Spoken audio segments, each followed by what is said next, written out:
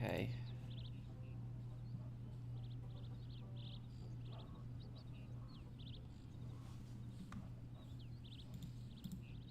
Okay, let me put this on Twitter here.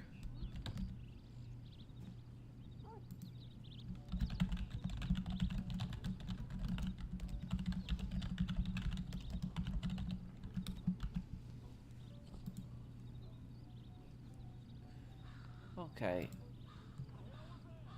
Hey, everyone. Okay.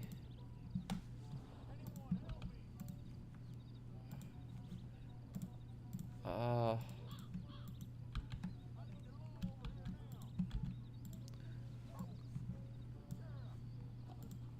Okay, hello everyone. How you guys doing? I hope that you guys are having a great Friday afternoon.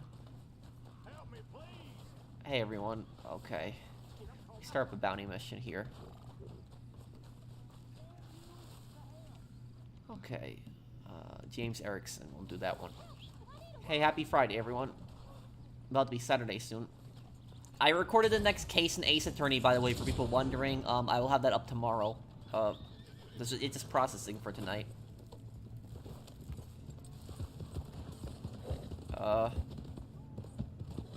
You got the 7-day Survivor trophy and the Platinum? Well, I hope that the Dead Rising remake, I really hope they add the option to save during Infinity Mode, and if you die, the save gets deleted, because, like, nobody wants to play for 14 hours. There's basically, there's a trophy in Dead Rising 1 called 7-Day Survivor, and it's basically to play Infinity Mode, survive for 14 hours in real life. So real life, you have to play, you can't take a break, you have to play for 14 hours. It's ridiculous. It's one of the most ridiculous, like, trophy and achievements I've ever seen in the game.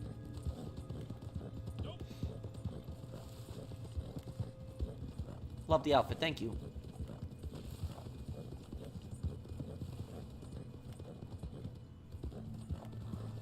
You should do that on stream, what, 14-hour stream? Oh man, that would be rough. Do you ever feel too hot wearing all the indoors? No, because I have really good central air in my apartment.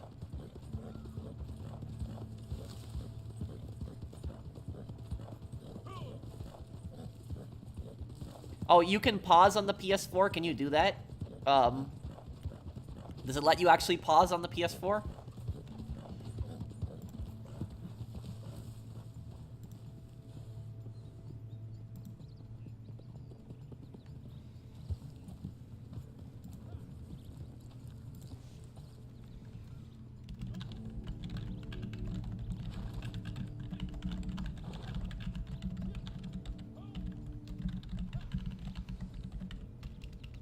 Okay, 1 second here, everyone. Okay. I still enjoy Red Dead Online because I'm playing with friends.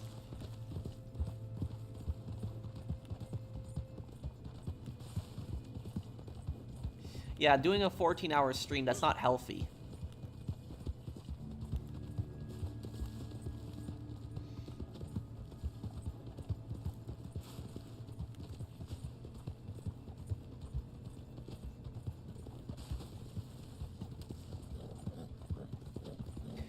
Where are you from in the US? I'm from Brooklyn, New York.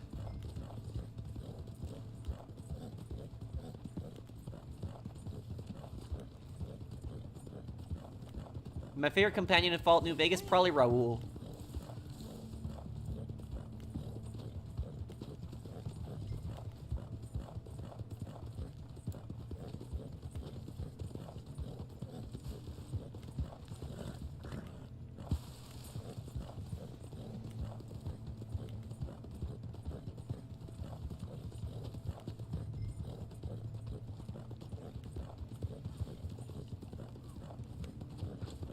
Okay, good work, everyone.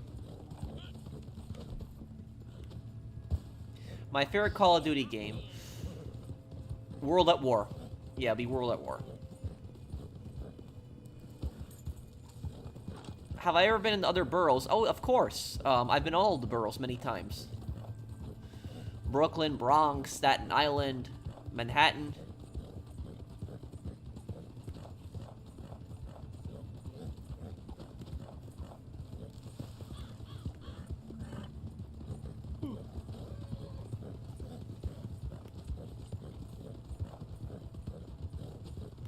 Professional, who's your favorite psychopath and survivor? In Dead Rising 1, you mean?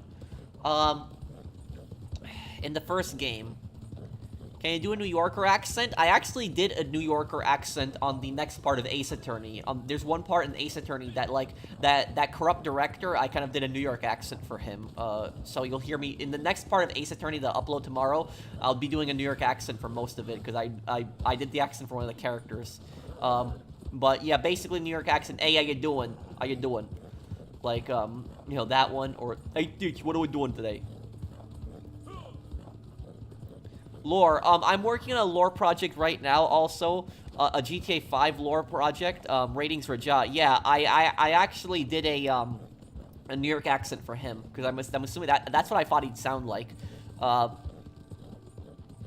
Bro, I thought you were uploading a GTA 5 lore video tomorrow. Yeah, it's not gonna happen tomorrow, unfortunately, Seiki. I'm gonna have a post on it tonight. I've just been so busy with just so many projects, and I'm just trying to wrap up a few of the playthroughs, but I promise it'll be up next week. Next week, I promise.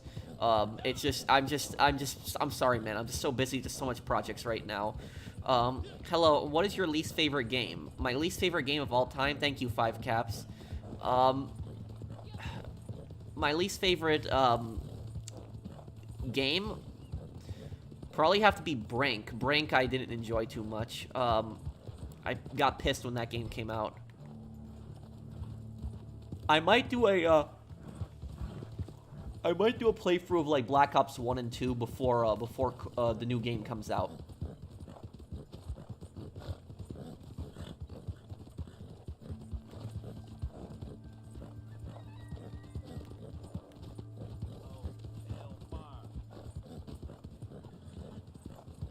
I didn't complete the case yet, by the way, CT 2005. I basically completed the investigation, so I haven't started the trial yet. I just completed the entire investigation, but basically I freaked out over that whole, that contract that he did. And also, I also explained in that part that the contract that he did was illegal. Even before, like, the faking, even before you, like, prove the faking, it was that whole contract, the idea of it was illegal. It would not have worked in the first place. Just finished Watch Dogs 2 today, and now I'm playing Watch Dogs 1. Oh, you definitely have to play Watch Dogs 1. It's a great game. I gotta play Watch Dogs 2 on the channel. It's a playthrough a lot of people have requested. What's my favorite childhood game? Probably Vice City. Yes, I haven't ever played Brink on the channel. Brink is an older game. It's on PS3. But that's the... People ask... Brink is not the worst game ever. It's probably the worst game I personally have played. But it's not... I wouldn't say it's the worst game ever. There's games that are actually much worse than Brink.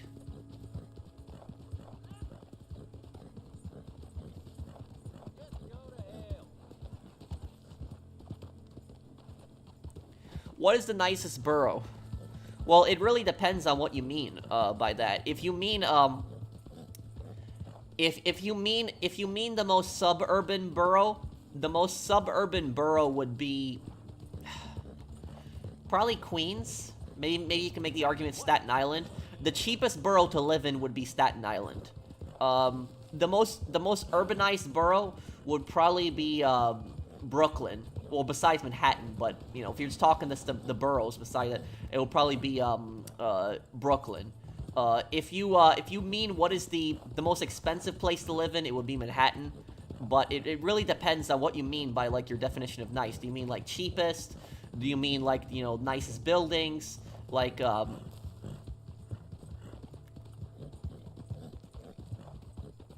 Also, I know there's, like, a lot of people that think that the Bronx is, like, this really dangerous place, but the Bronx has nice neighborhoods, too. There's really nice places in the Bronx, too. So it's, like, you know, I think Bronx has, like, a negative stereotype to it, but I don't think Bronx is as bad as people make it out to be. Is Chinatown in Manhattan safe to visit? I want to visit it. Yeah, it's safe to visit. There's nothing wrong about Chinatown. Chinatown's a pretty popular place, and, what is it? Chinatown is also right next to Little Italy. Make sure if you visit Chinatown, you visit Little Italy as well.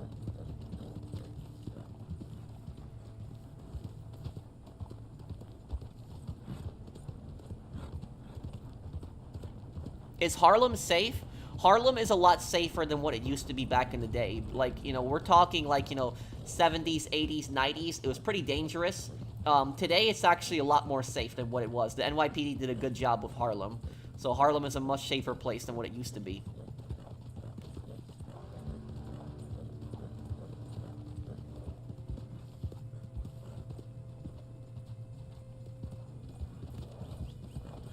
I have never heard about any gangs in Chinatown.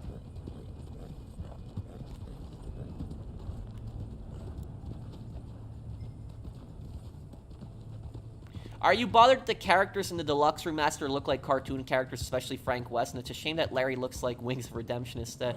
Well, look, what I'll say about it is Frank looks a little bit older than he actually is. Because Frank, how old is Frank in Dead Rising 1? Isn't he like 30 in Dead Rising 1? I know he's in his 30s, but also the one thing is there have been some fans that have been complaining about Brad. They're saying that Brad looks too old in Dead Rising, the Dead Rising remake. But the reality with that is that Brad actually looks the way he's supposed to look in the remake. In the original, they actually got him wrong. Because in the original, Brad, in the original version of, like, Dead Rising 1, Brad looks like he's in his late 30s, kind of. But in reality, if you look at the notebook, Brad is, I think, 46 years old. So he's actually older than what he looks in the original. So in the new one, in the remake, he looks a little bit older, but that's because in the original, they actually got his age kind of wrong. They actually made him look younger than what he actually was. So I don't have a problem with, like, Brad looking a little bit older, because that's what he was supposed to be. So he's supposed to be older. He looked kind of too young in the original. He's 60? Is he? Okay, so yeah, so then he's a lot older than basically what people thought. But about Larry, the controversy with Larry, here's the thing, what I'll say about Larry, and I'm going to talk about it tomorrow. Tomorrow I'm going to make a video about it. But the controversy with Larry, a lot of people think that Larry's character design was actually changed because of political correctness, but it's probably actually not because of that.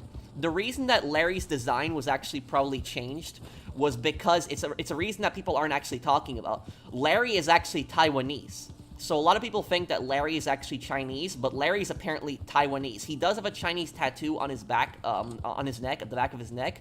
But if you actually read the Dead Rising wiki, it says that he is Taiwanese, and his last name is apparently Taiwanese. And so a lot of people think that the reason that they changed Larry in Dead Rising 1 was because he would be, the Chinese government would be offended, that there was a Taiwanese character in the game. So that's what a lot of people are saying, is it might not be because of the political correctness, it might be they changed him because he was Taiwanese. That might be the reason why they changed him. But I'll talk about that in the video tomorrow. But did you know that, War, that Larry is probably Taiwanese? But let me see here. But I know the controversy you're talking about with Larry. I'll talk about it tomorrow.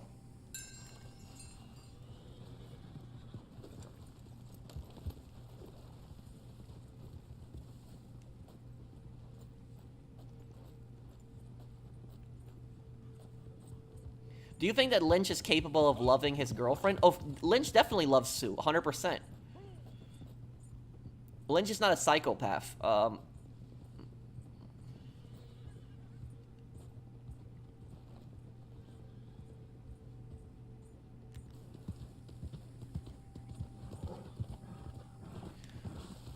Okay. No, I never. I actually barely played Kingdom Come Deliverance.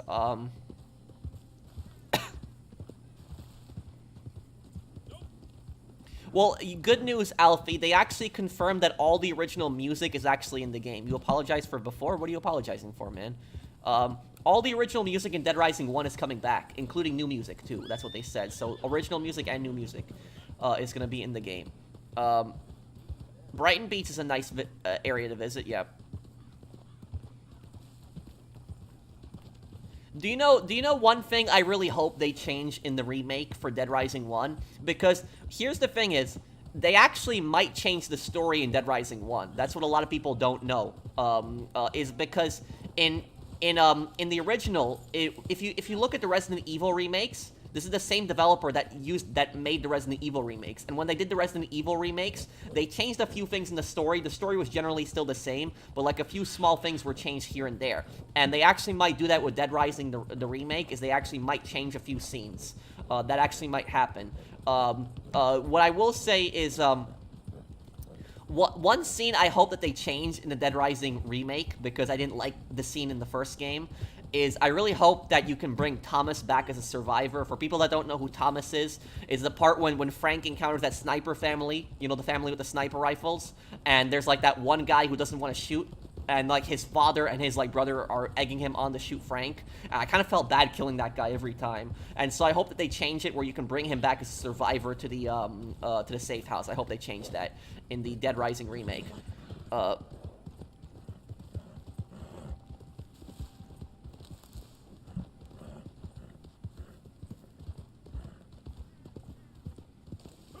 They'll definitely edit the list of Carlito's orphans and add Nick Ramos. Yeah, because Nick Ramos wasn't created as a character, so his name will probably be on the list. You're probably right on that. But do you know what I'm actually looking forward to seeing the most in the Dead Rising remake? It's actually something we haven't seen before. I'm looking forward the most to seeing the Special Forces. I want to see what the Special Forces are going to look like in the remake. That part I'm really curious on.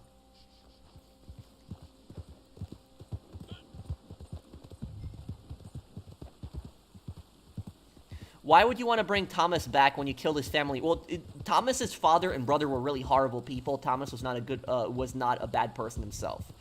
Well, they do. You have some good news though. Is that in the Dead Rising remake, they're adding a staircase to the vent where you take the survivors to in the safe room. That's actually a good thing because there was no staircase beforehand. There was just like a step. And all the survivors would bump into each other constantly when they were climbing up the step, and it got really annoying. And so I'm glad that they're changing that.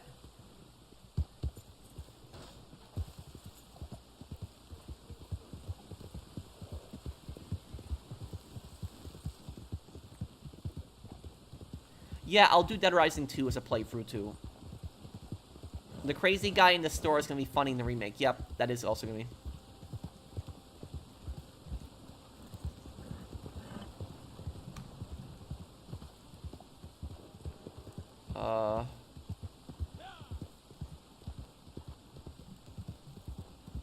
I wanted to add this to one of the worst things the U.S. has done after World War II. Wait, what event are you talking about specifically, Phoenix?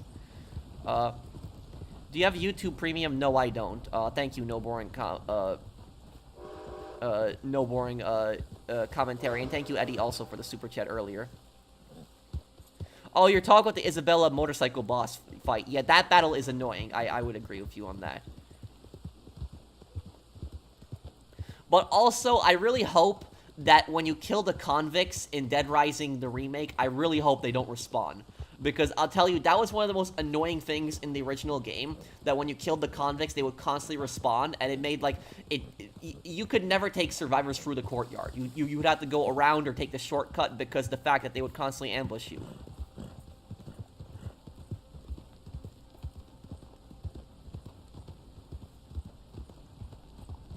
Well, the thing is, Adam was actually you know what I don't understand about the Dead Rising community? What I don't understand about the Dead Rising community is why do people regard Adam as like the most evil psychopath in the series? I don't understand that. The thing is though is if I was to name like the top 10 most evil characters in the Dead Rising series, Adam would not even make the top 10 list. Even if I did like top 20 most evil Dead Rising characters, Adam would still not be on that list. He would definitely be in the top 10 on the most scariest characters, so definitely scariest Dead Rising characters. Adam would definitely be in the top 10 for that list, but he's definitely not on the list for the most evil characters. There's way more evil characters in Dead Rising than Adam is. And also, the thing about Adam is Adam is not even a horrible evil person in Dead Rising 1. Basically, the backstory with Adam is that Adam was a clown that worked in the shopping mall, and he entertained for kids. He made kids laugh, and he's not some like crazy serial killer that people think he is. what basically happened was when the zombie outbreak happened, he was basically entertaining for kids. He was making them laugh. He's a clown. He's making jokes, and he was trying to calm the kids down when, like, the zombie outbreak was happening. So he was still trying to lift their spirits up. A lot of their parents had been killed. And then what ended up happening is when the zombies got in the mall, the zombies actually ended up killing a lot of the kids, and he watched the kids that he helped, that he helped make laugh, he watched them get killed by the zombies. And that basically broke him, and he snapped. And he went crazy after that. And so that's basically the backstory of Adam. Is Adam was just, he was a good person. He made kids laugh. He was a funny clown. But unfortunately, he just saw a traumatic event, and it just basically made him snap, and it changed him. I think the most evil character in Dead Rising 1 is Brock. Brock is probably the most evil character in Dead Rising 1. I would definitely say so. Brock is the worst one.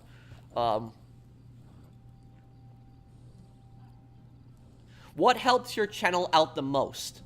What do you mean by that, no boring commentary?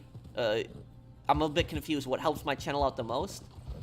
Well, I would say the thing that helps my channel out the most is probably sharing my videos and liking my videos. That's probably what helps my channel out the most. It helps the algorithm a lot.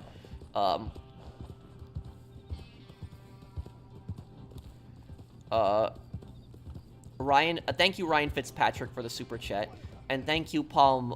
Need encouragement.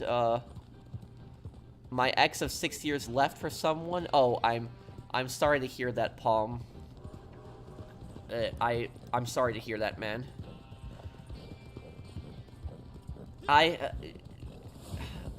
I'm not the best to ask about relationships, but what I can tell you is I've seen breakups. I've seen people go through a few breakups, and what I can tell you is that if you've done nothing wrong, and somebody has broken up with you, then I wouldn't feel bad about it. I know that it might make you feel bad still, and might take a toll on you, but if you didn't do anything wrong, and your girlfriend left you, I wouldn't take it personal, because you didn't do anything wrong. And you probably don't need to date a person like that if they're just gonna break up with you like that. So that's there's probably somebody else that you'll meet that will probably make you more happy.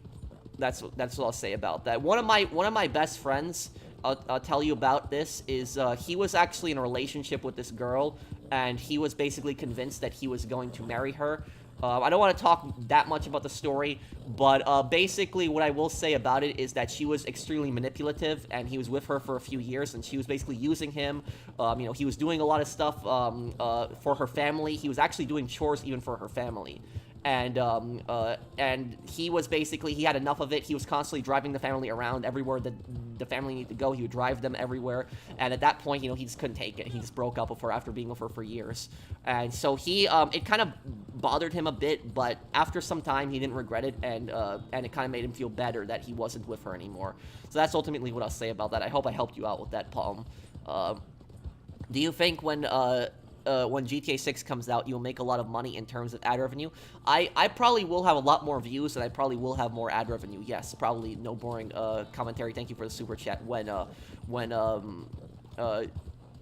Joe Slade is one of the most evil Dead Rising protagonists. Isn't that the crazy security guard? Isn't that Joe?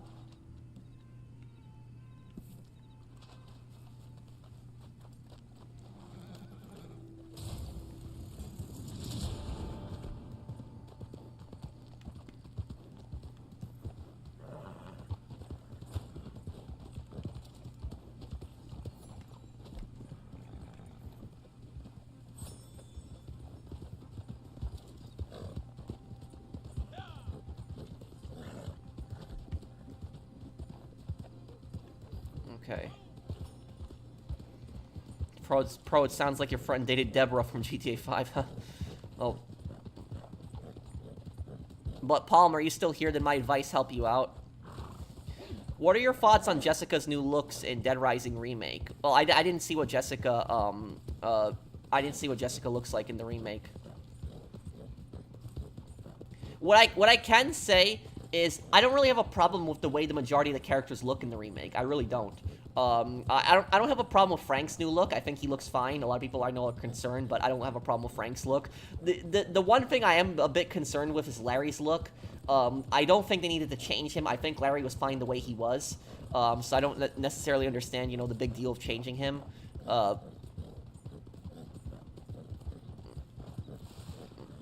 Yeah, I did hear about that, Mario. I did hear about that, but I think that a lot of the media that is trying to make it seem like his mental state is fine, but it's not. But I don't want to get too much into the, the politics.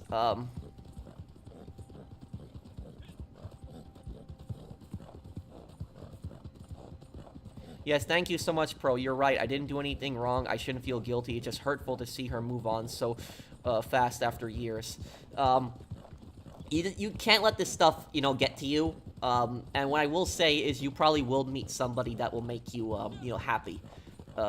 So, like I said, if you know you didn't do anything wrong, and, she broke up with you, I wouldn't, take it personal, and, I wouldn't worry about it. It's probably actually better that, that you're not with her in a relationship anymore, because that sounds like a toxic person. Is the Battle of Verdun similar to the Battle of Stalingrad? Not really. Verdun was fought over several battle fields and hills and forts, where Stalingrad was fought in like close quarter combat, very urban environments. Thank you, Mr. Jesus. The only thing that Stalingrad and Verdun have in common is that both of them lasted for half a year. That's basically it. Is both of the Battle of Stalingrad was from like August 1942 to February of 1943, so basically about half a year. And then, what was it? Verdun, I think, was like 9 months. So Verdun, I think that Verdun might actually be the longest battle in human history. That's what I think it might be. It lasted 9 months. So, let me actually Google that. I'll Google that for you.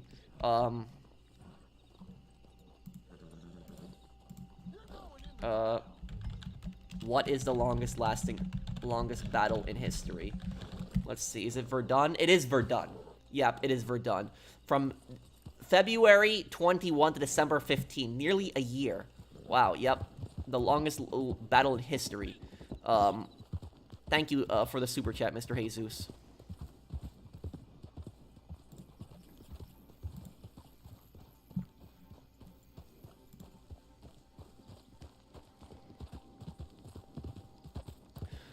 Well, I don't want to get into spoilers, but I don't think so, Isaiah.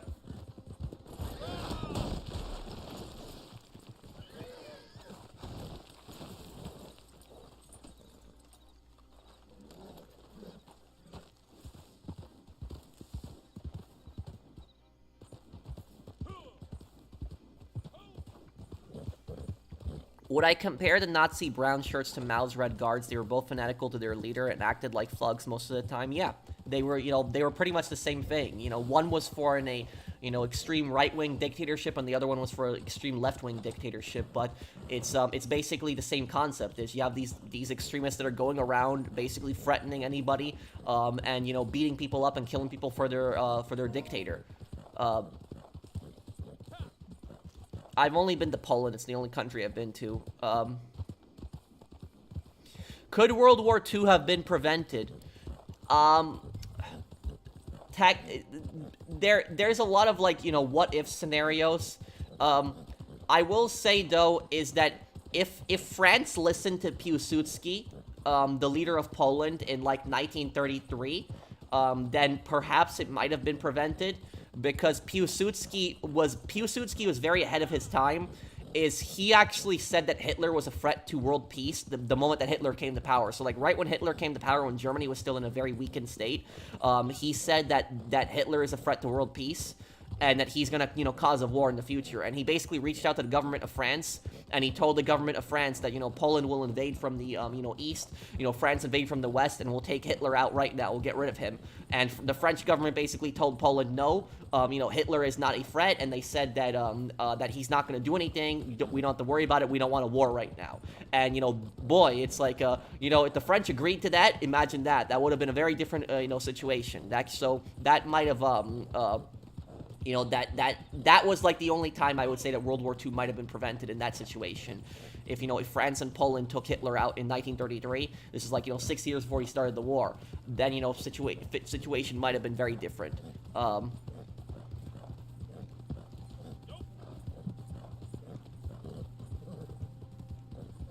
Uh, can I do a playthrough of GTA 6 when it comes out? Definitely. I'll definitely do one, Ryan. But then you have the Japanese. Yes, sure, the Japanese wouldn't have stopped.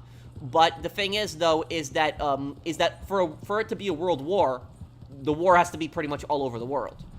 And so, if Germany was actually stopped before they declared war in Europe, it wouldn't have been a world war anymore. You know, it would have still been a war in the Pacific, but it wouldn't have been a world war anymore.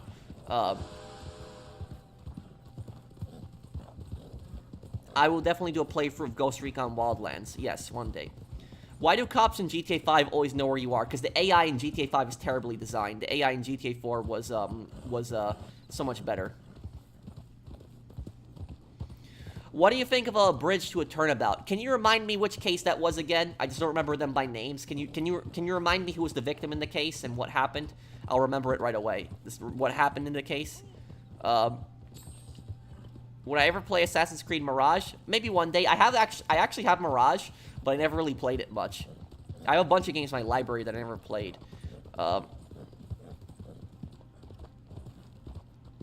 Best way to prevent World War I? No colonial empires. It was colonial empires were the reasons for World War I happening.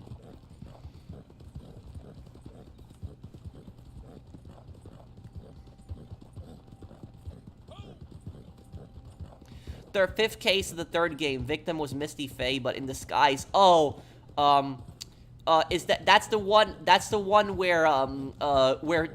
where Phoenix falls off the cliff? Is that the one? Is that the one I'm thinking of? Where like Phoenix falls off like a cliff, and then you have to play as like Edgeworth for like an hour or two in the case. Is that the one that I'm thinking of?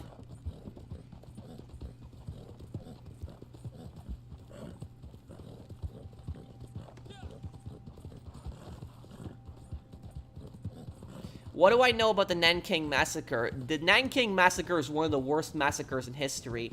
The Japanese, the Imperial Japanese Army murdered over 200,000 Chinese civilians in 2 weeks. It's oftentimes called the Rape of Nanking. It happened in a 2-week period in 1937, and the Japanese basically went door to door looking for Chinese soldiers. And if they caught a Chinese soldier, you know, hiding, they would execute the entire family. If they caught a family with a gun, they would execute the entire family. If you said anything bad about the Japanese, they would execute the entire family. There was just entire entire families were wiped out. It was really brutal. The Japanese, one of the worst things they also did during the Nanking Massacre is that they actually kidnapped Chinese women, and they actually tied them with their legs with rope, and they took them basically as sex slaves. They were called comfort women. It's just the Nanking Massacre is just a horrible, horrible atrocity.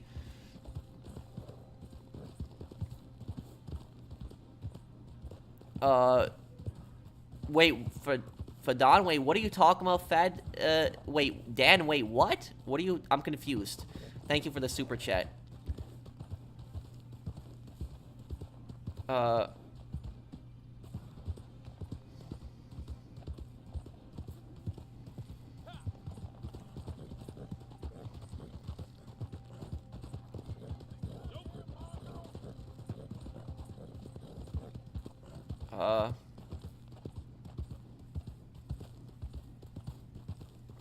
Wait, Phoenix, let me look at your comment.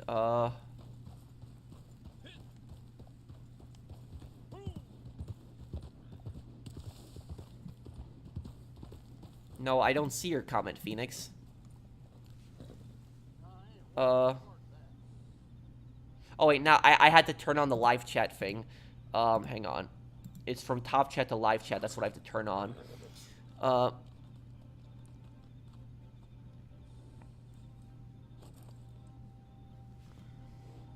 Let me see Phoenix's.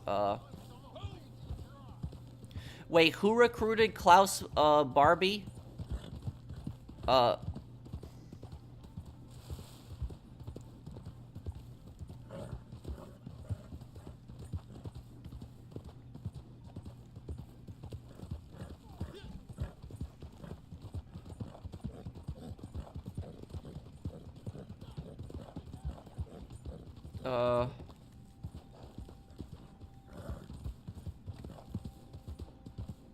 The U.S. after World War II, not just the V2 scientists. Well, one of the worst things the U.S. did after World War II is that they let a lot of war criminals go. They hired a lot of war criminals, and they were able to work for the U.S. government. The U.S. also did it with Japanese scientists of Unit 731. They actually spared them from prosecution in exchange for their research.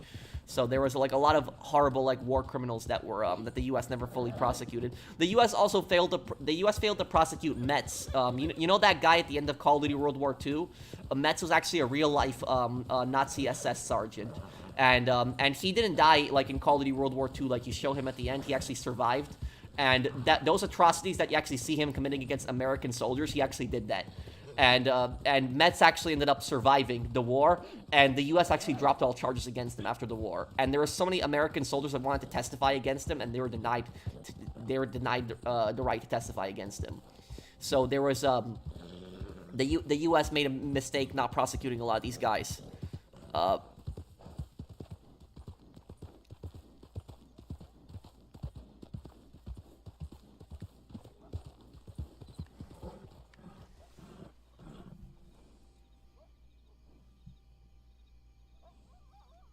Yes, that is true. A lot of Nazi scientists were hired by the U.S. government.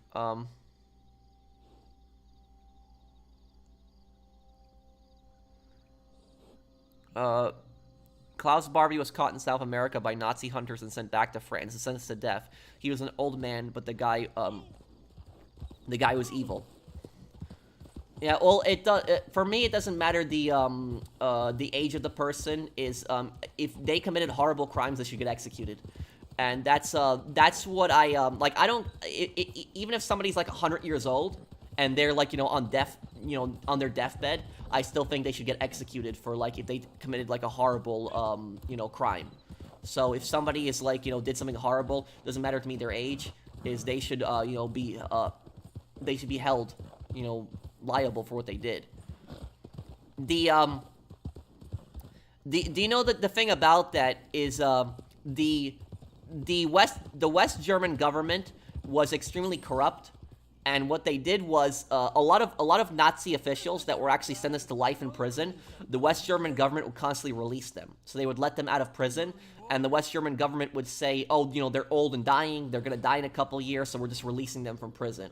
And so these guys ended up living like 20, 30 years more, some of these guys. So they said, oh, they're dying, but they ended up living like another 20 or 30 years. And so the West German government released a lot of, Nazi war criminals. They commuted their sentences. It was just horrible. A lot of them got off with it. There was one Nazi official called Heinz Reinfarth. He killed thousands of Polish people. Thousands. And Heinz Reinfarth was such a horrible person that if the Polish resistance actually killed one German soldier, what he would do is he would execute 100 Polish civilians. So just 100 random Polish civilians he would execute if the Polish resistance killed one German soldier. He ended up murdering thousands of Polish civilians. And after the war, the West German government refused to extradite him to Poland. They kept saying, oh, there's no evidence he did anything wrong, and they didn't want to extradite him. And he never faced any charges. He never was punished for all the thousands of people that he killed.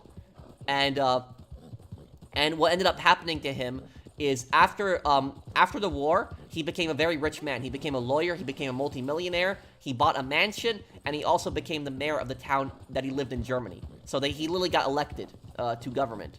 So literally that's what I'll say,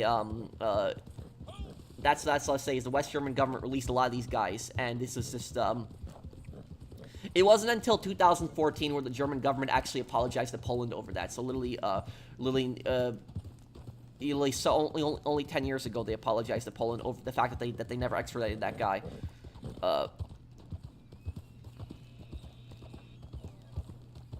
Oh, okay. Thank you, Fernando, for telling me.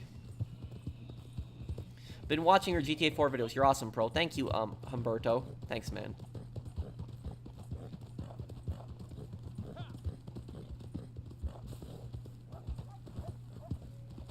Didn't he die in France, Gunner?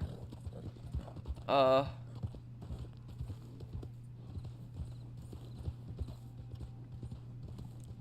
let me go, start up another one here.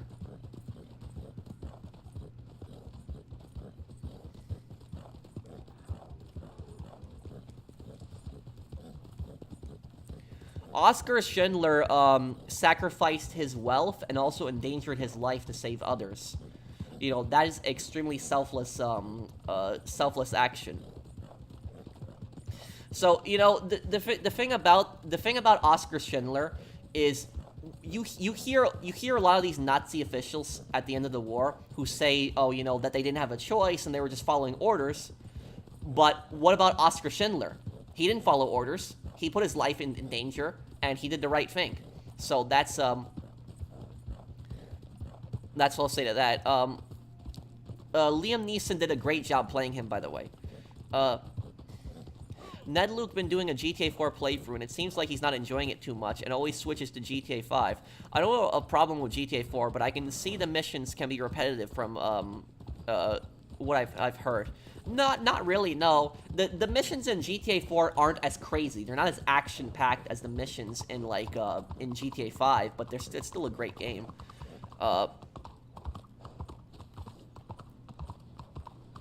Thank you, Chrysler, for the super chat. Have you heard about the Battle of Castle Itter? Yes, that was actually the last few weeks of World War II. It actually happened in May 1945. I think it happened in Austria.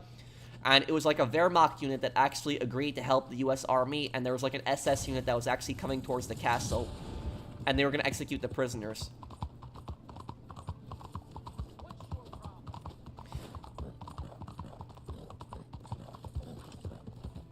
I do eat dinner, you know, I try to eat dinner earlier.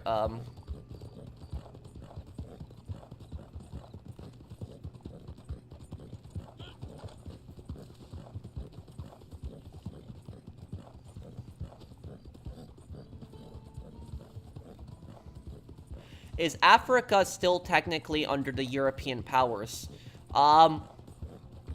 It depends to an extent. I would say they are. There are countries like France. Like France has, like, you know, massive interests in Africa and has military bases in Africa, and that definitely influences a lot of those governments. But the thing about that is Russia has actually started doing the same thing, and Russia has basically, like, you know, launched coups in a lot of countries where France was pretty much controlling a lot of those governments beforehand, and now Russia controls those governments. So now Russia is building military bases and, you know, encouraging coups in Africa. So literally, it's like France and Russia, I would say, those two European countries that are like in modern day, like, interfering in a lot of African affairs these days now.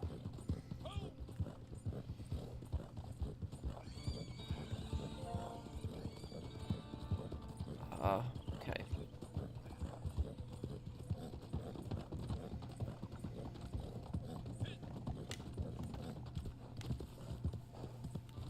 I heard about the Alec Baldwin charge. I didn't actually read the article. The only thing I saw was the headline.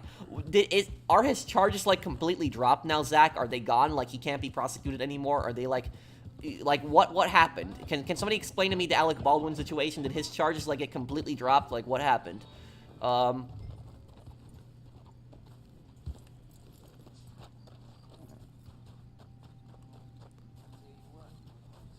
4 months, 3 requests. Any Watch Dogs 100% streams?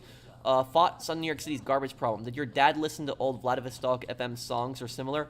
My dad did understand a lot of the music, but he didn't really ever hear it that much. My dad, I'll be honest with you guys, my dad hates video games. Like, my dad, you know, cannot watch, like, any kind of video game, you know, nothing. He just really doesn't like it. He's not like one of those people where he thinks that, like, video games are gonna cause people to be violent. He's not like that. He doesn't think video games cause people to be violent, but he just doesn't like them. He just thinks video games are just, you know, stupid. I love my dad, but that's just, you know, my dad's just opinion is he just generally doesn't like video games. My mom actually likes video games, but my dad doesn't.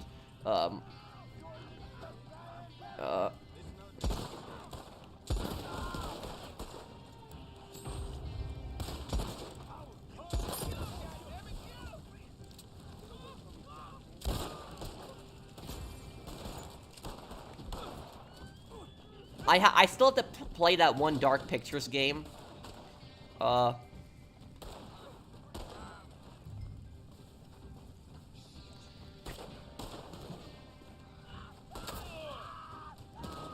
Thank you, JJ King.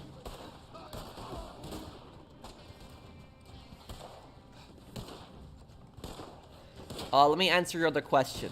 Thoughts, I'm gonna be doing a 100% Watchdog stream once I complete the main game. And New York City's garbage problem. Oh, wow, okay, this guy's definitely dead here. Oh.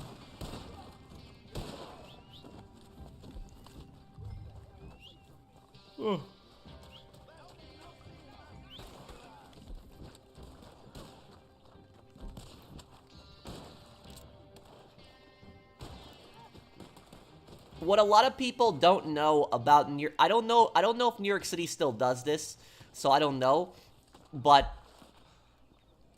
the state of New Jersey actually scammed New York for, like, you know, decades. Basically, what happened is, there's the borough of Staten Island, and Staten Island is technically part of New York City, but it's closer to Jersey than the rest of New York.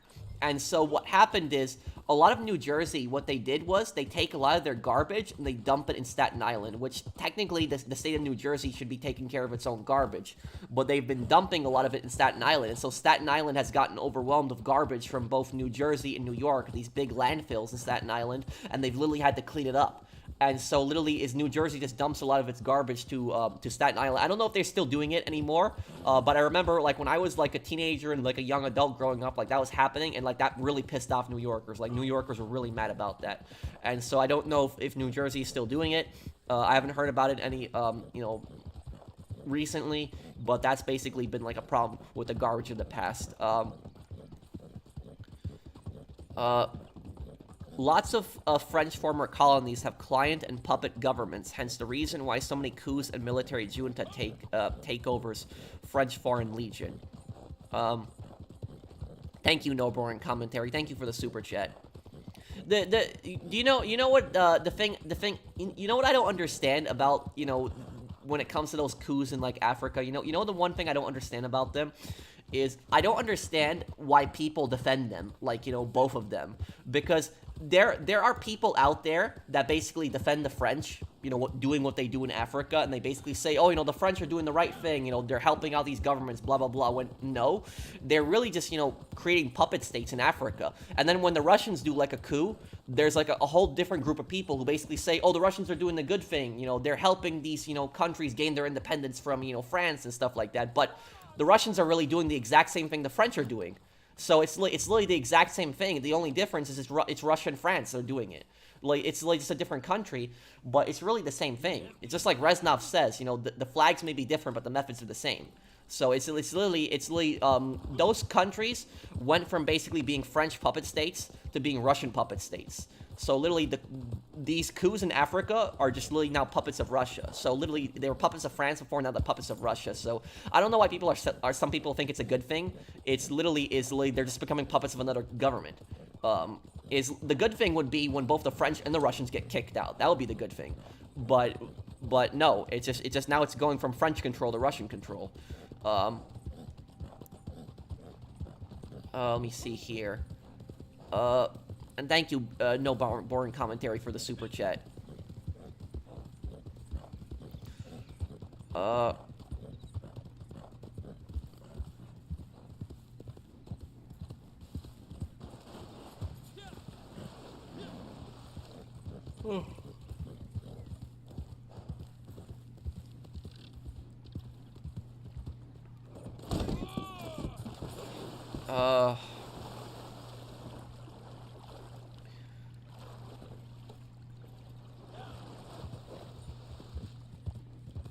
Well, Augustus was a scumbag, though, Gunner. A lot of Polish people don't like him. They think he's one of the worst kings ever. Ouch, what, Mario? Thoughts on Alcatraz? Do you think it was a good idea? What, you mean the prison island? Well,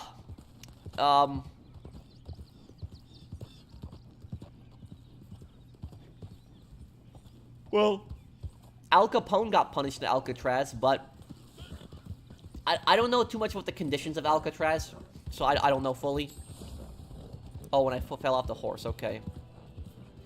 Yes, dismissed with prejudice, meaning he can never be prosecuted again. After that, I'm pretty sure it was celebs now, no matter how rich or famous they are. Well, if Alec Baldwin's case got dismissed with prejudice, that means the prosecution must have made some kind of mistake. They must have tampered with evidence or something like that. Did that happen?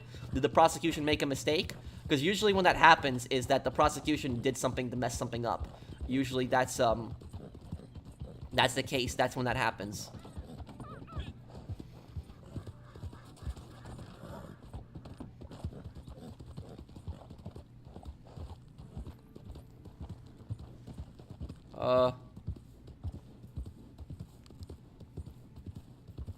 Do I think the guys who escaped Alcatraz got away? They probably did. Yeah, they never heard from again. They withheld Brady evidence? What do you mean Brady evidence? What evidence? Can you explain? What evidence was withheld?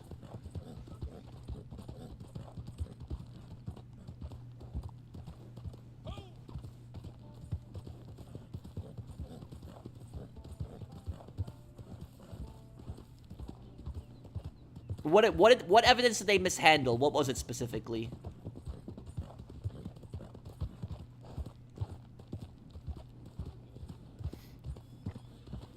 I actually don't know that much about the Ruby Ridge massacre. I think that Ruby Ridge happened in Montana, right? I know it happened in like a mountain estate. It happened in the woods. I know it was like some kind of militia compound or something like that. I know the people that were involved were the ATF, and I know the ATF messed it up. Like it happened in the 90s, I think it was. And like the ATF made a massive mistake, I think, with that, and like innocent people died. So I would have to look it up. I don't remember exactly everything that happened. But I think it was the ATF, and I think it happened in like Montana, and I think they messed something up.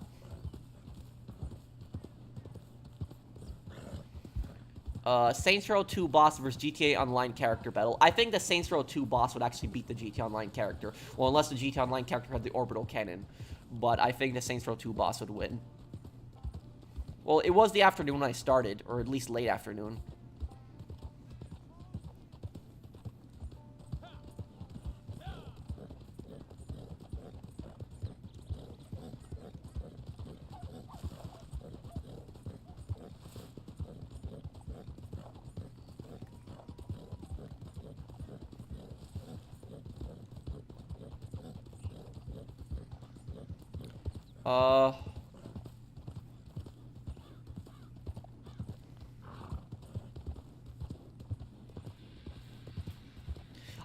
My favorite war to read about is the French Revolutionary Wars.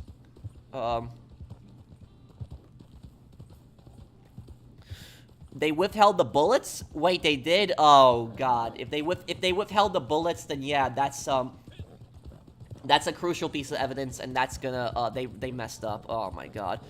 Oh, they messed up the case bad then. I think Alec Baldwin was guilty. I think he deserved to go to prison, but honestly, if the prosecution messed that up, then the court's gonna be dismissing it regardless. If they withheld that.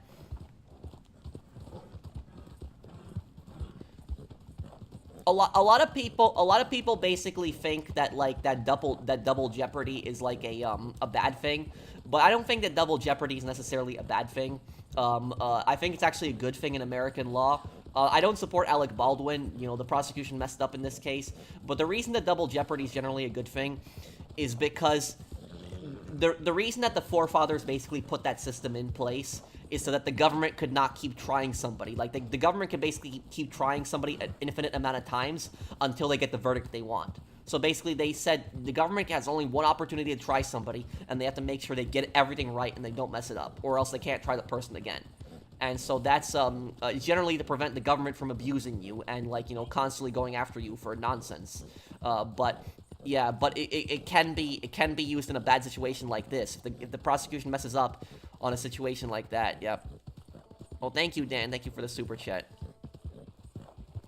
Oh, thank you, A Boring Commentary. Thank you, $50 super chat. Thank you, man. Thank you. Thank you. Special shout out to A Boring Commentary. Thank you. Thank you, man. No, I've never actually been there, Ruben, but I want to visit Auschwitz one day.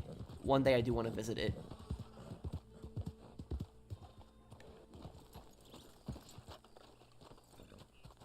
I never actually played much of the Call of Duty World War II Zombies.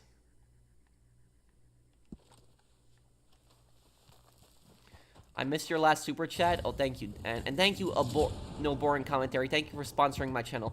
Was the assassination of JFK an inside job? Here's what I'll say about it. I hate people taking selfies in POW camps. Yes, that is extremely disrespectful. I don't think there's a problem with people filming it if they're filming for, like, a historical reason. But if people are, you know, just taking pictures, and, like, what people have done is they've actually sat on the train tracks to Auschwitz, and they've actually just taken selfies on that. And that's, like, you know, tracks that people have been, you know, people were stuffed on those trains, on those tracks, and, like, taken in there and just slaughtered. And so for people to take selfies at, like, you know, one of the places where, you know, over 1 million people died at that camp, that's just extremely disrespectful. But to answer your question about JFK, here's what I'll say about JFK. Is I'm not gonna say it was a conspiracy, but I'm not gonna say it wasn't a conspiracy either. I normally don't get into conspiracy theories. Like, usually there's some pretty stupid conspiracy theories out there. Like, there's the really stupid conspiracy theory that we never landed on the moon. That's just nonsense. But when you take a look at, like, the JFK conspiracy theory, for example, the JFK conspiracy theory, a lot of it actually makes sense. There's a lot of things that don't add up with that situation. So there is a possibility that actually was a conspiracy. It could have actually been a conspiracy. But regardless, if it was a conspiracy, we probably will never find out.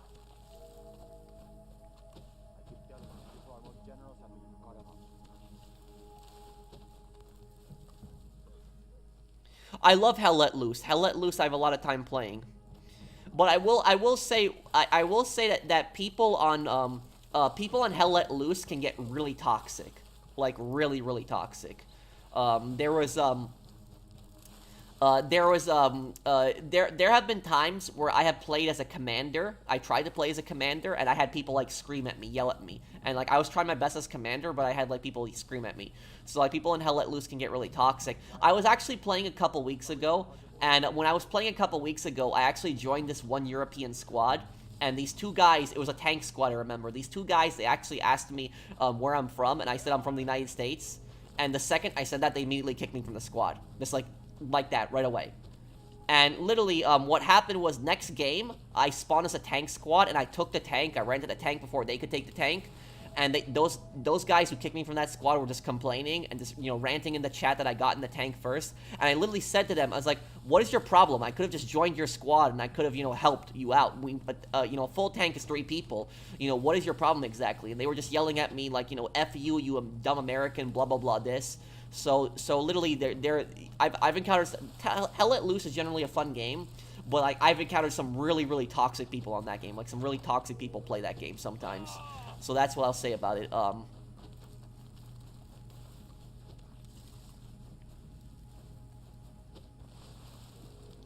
Yeah, I can't believe they dropped the case too, MZG. Thank you for the super chat.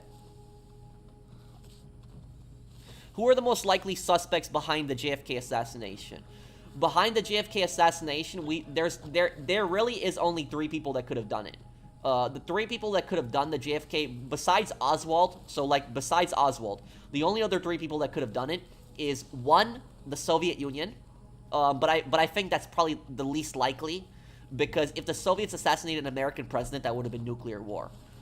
So, probably not the Soviets. The other 2 suspects, it's the Mafia. The reason, and when I say the Mafia, we're talking the Chicago outfit, specifically Al Capone's Mafia. Now, even though Al Capone was long dead, his Mafia still existed. And you're probably wondering, why would Al Capone's Mafia want JFK dead? The reason that they would want JFK dead was because the Mafia actually reached out to I think it was Robert Kennedy's father. I think that's who it was. And they reached out to him, and the Mafia's controlled a lot of the unions. A lot of the workers' unions, the Mafia controlled it. And Robert Kennedy reached out to the Chicago outfit and basically said, like, Robert Kennedy's father. Correct me if I'm wrong. I think it was Robert Kennedy's father. I know it's one of the Kennedy's fathers. He reached out to them, and he basically said to them, you know, help me win the help my, you know, son win the election. If he does, you know, the Mafia, the police will stop going after you. He will help them. They helped win the election, and he still went after the Mafia, and that's when they wanted him dead. Oh, whoa, whoa. A $400 donation. Whoa, whoa. That's one of the largest donations I've ever gotten, ever on my channel. Whoa, thank you, No Boring Commentary. Thank you. Thank you for the super chat. Wow, thanks, man. Special shout out there to No Boring Commentary. That is one of the largest single donations that I've ever gotten on the channel. Damn, thank you, man. Thank you, No Boring Commentary. Thank you. Thank you. Whoa, whoa. It was John F. Kennedy's father. Okay. But it was, but yeah, and then the third suspect is the CIA. The CIA because the reason the CIA is a suspect is because Kennedy canceled Operation Northwoods. Operation Northwoods is basically a CIA plot to invade Cuba. And what they were going to do is they were going to do a false flag operation, like some kind of attack in America. They were going to blame it on Cuba and then use that as a justification to invade Cuba. And Kennedy canceled the operation, so that's why some people think the CIA had him killed. But thank you for the donation, No Boring Commentary. Thank you. You are awesome. Thank you. I really appreciate it, man. If you have like a PSN, tell me what your PSN is. I could add you. It's the least I can do. Like thank you for the super chat. Thanks, man.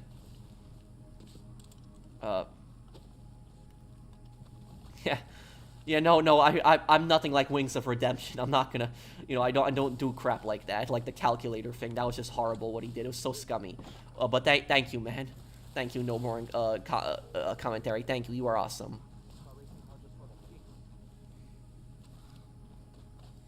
Why are people freaking out that I gave $400? You are the best YouTuber, man. You deserve it. Thank you, No Boring Commentary. Thank you, man. Thank you. You helped me out so much. Thank you. Thank you. I really appreciate it.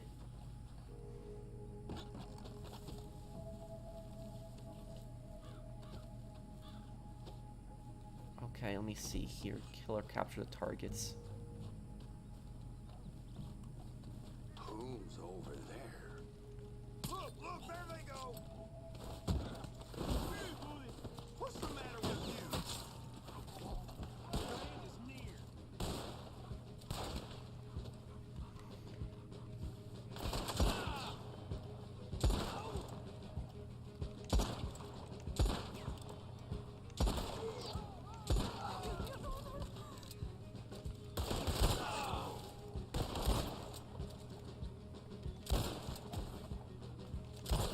Getting better with free aim.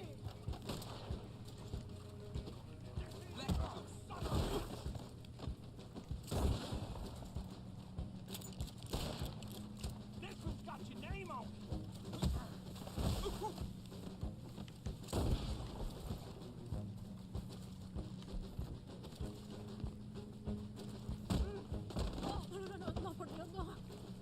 I'm surprised the other target isn't running. I'll make you regret it.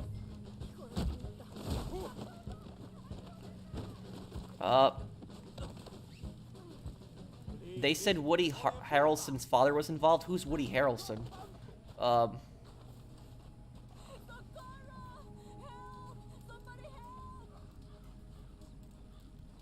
Thank you, regular dude. No need, professional. I already have you, on PSN. Wait, I have you added No Boring Commentary? Wait, can you remind me who...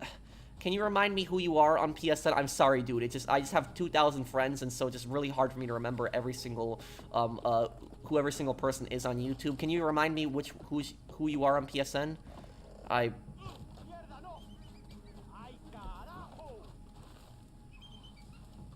Oh, JK Jr. Okay. Oh, so you changed your name. I remember you, JK. I do. Yeah. You changed your YouTube name. Yeah, I remember you fight when I played Fight Night when I played Fight Night Champion. I remember you. When I played Fight Night Champion, that was your favorite playthrough that I did. Was Fight Night Champion. I remember that. A very famous actor. His father was involved with JFK. Okay. Is Daniel Lamb from San Andreas? Yes, he is. He's from San Fierro.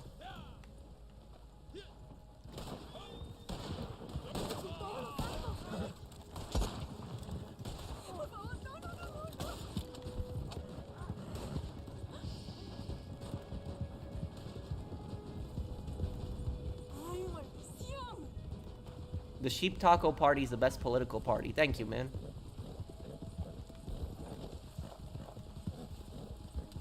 Oh, I'm not gonna make it on delivering this target. I did see Leon the Professional.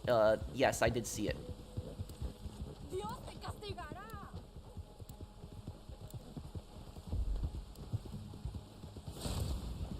Have you heard the case of Juan Romero and a Hispanic busboy from California who shake hands with Robert Kennedy just a few seconds before he was shot by Sirham? Sirham? No, I haven't heard about that.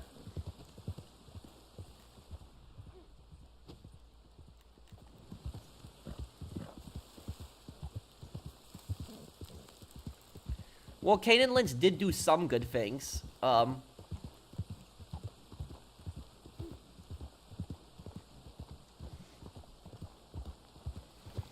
By the way, Gunner, I'm gonna make a video eventually, the top 10 most evil criminals in crime games. So like, there's a lore video that I'm working on. It's probably gonna be near the end of the year. It's gonna be like over an hour long, and it's gonna be one of my favorite, like, you know, this lore video that I make is probably going to be my favorite lore video of all time. Probably my favorite one. And this lore video is gonna basically be called Top 10 Most Evil Criminals in Crime Games.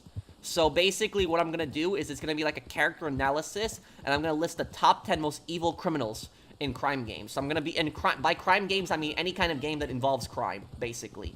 So like no war games, no zombie games, no sci-fi games. It's gonna be games that just focus specifically on crime. And I'm gonna list like the top 10 most evil criminals in crime games. And on that list, I'm only gonna have 2 characters from the GTA universe. And the reason for that is because I don't want the entire video to be just GTA characters.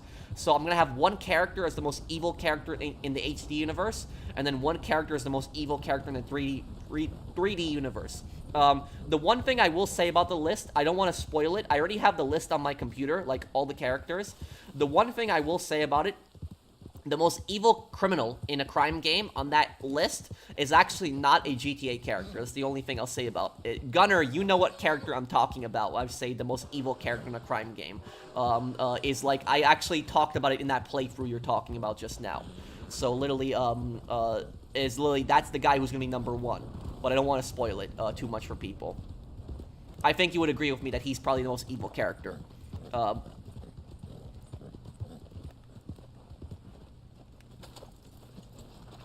Let me see here. Oh no, all these done here. I might, you know what? I actually might include 1 character in Ace Attorney, because Ace Attorney technically is a crime game also. So I might actually, you know what? I'll probably update my list and probably include 1 character from Ace Attorney. But I would probably have to think. I would have to think really carefully on that, because there's a lot of really evil characters in the Ace Attorney series. So I'd have to think really carefully who the most evil character in the Ace Attorney series is. I would have to, but like, no spoilers, guys. Don't talk about it, because I haven't finished Spirit of Justice yet, so I don't know, all the killers yet in that game. But I would have to think really carefully who the, no, I'm not gonna have Outlast on that list, because Outlast is a horror game, and kind of a sci-fi game too, so I'm not gonna have, like, any, horror games on that list too.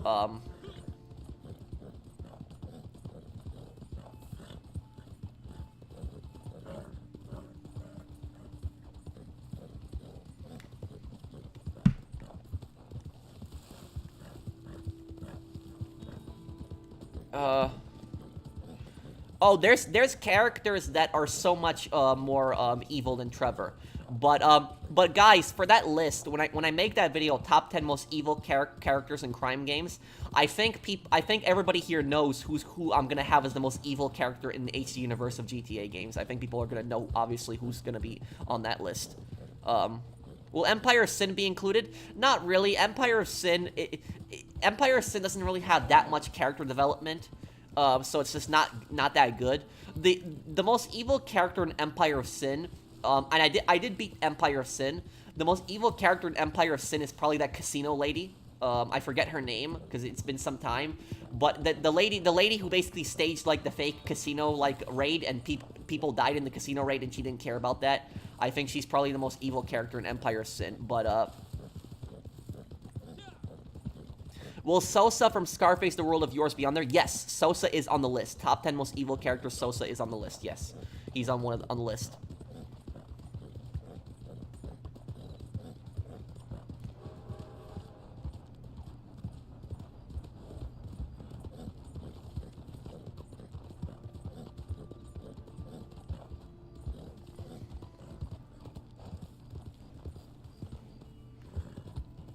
Okay. Is Don Morello on the list also? I don't think I actually have any Mafia characters on that list, but I could actually redo it to look, to go through it. I do have one character from the Saints Row series. There is one character from Saints Row 2 that I have in the top 10 most evil characters in crime games. I think you guys know what character I chose in Saints Row 2 is the most evil character. Let me see. Posse invite. Are we selling something?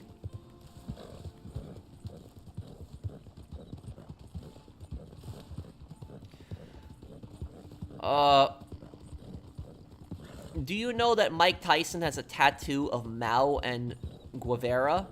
Oh, no, I didn't know that. I've made Fallout New Vegas outfits on here. What do you mean, Slender? Thank you for the super chat.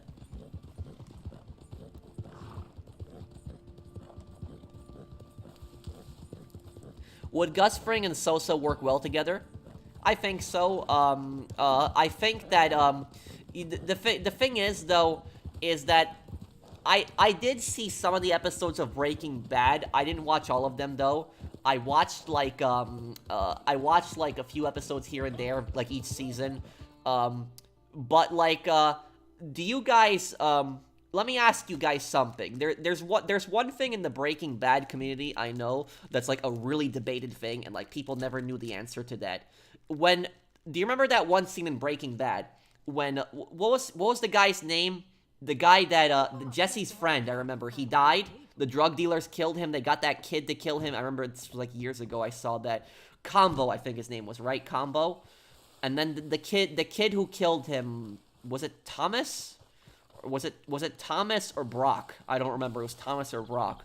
But, basically, I remember Jesse went after the drug dealers, and then it was like, Walt ran them both over. And Jesse went after the drug dealers because they ended up killing Thomas. And, do you guys think that Gus told the drug dealers to kill the kid? Do you think he told them to? Because I remember that Gus basically said, do you think that I would order the death of a child? Or something like that. Like, I think Gus denied it, that he had anything to do with the child's death. He said, according to Gus, the drug dealers acted on their own and they killed Thomas. Do you guys think that Gus ordered Thomas to be killed? That's what a lot of people, like, argue over, whether he did it or not. I don't think it's ever been proven whether he did it or not. But basically, Gus is a pretty ruthless person. A lot of people feel bad for Gus because of the fact that that they killed that Hector killed his lover and friend. But even though, you know, Gus, you know, went through some, like, tragic parts in his life, too, Gus also wronged other people, and Gus also did horrible things to other people, too, so you have to keep that in mind. So, Gus was a pretty ruthless guy. That's what I'll say about him. I will say, what I will say about Gus is that the only difference between Gus and Hector, I would say, is that Gus has respect for his workers. That's the only difference I would say between Gus and Hector. Hector sees everybody as like a pawn, everybody that he can manipulate, use. He doesn't care for anybody. The only people Hector might care about is his family. That's it. But like everybody else that works for him, he just sees them as a pawn, useless. Like literally, he doesn't care about them at all. He has no loyalty towards them. They're just basically expendable. Gus has more loyalty towards his workers. He has more respect for his workers, so he treats them with more respect. But Gus is still really ruthless. The thing about Gus is that if you work for Gus and you do everything that he tells you to do, like you don't make any kind of mistakes, you do everything he tells you to do, he's not going to betray you, he's not going to screw you over, he'll take care of you. But if you mess something up, like, mess up a drug delivery shipment, mess something else up, you're a liability to him and he's going to kill you, he's going to get rid of you. And he's probably going to get rid of everybody you know as well. And additionally if you quit working for him, he's probably going to kill you off as well, because he could see you as a liability if you quit working for him as well. So that's what I'll say about Gus. He's a pretty ruthless person also. He's not, I wouldn't say he's a good person at all. He's a pretty bad person. I would say that Hector is probably more evil than Gus, but Gus is still probably a bad person as well. But there's a possibility that Gus killed that kid. We don't know, but yeah. You have to remember that Gus threatened to kill Walt's child too. Now whether Gus would have done it, we don't know, but Gus threatened to kill Walt's kids. You have to remember that too. So so he is a pretty horrible person.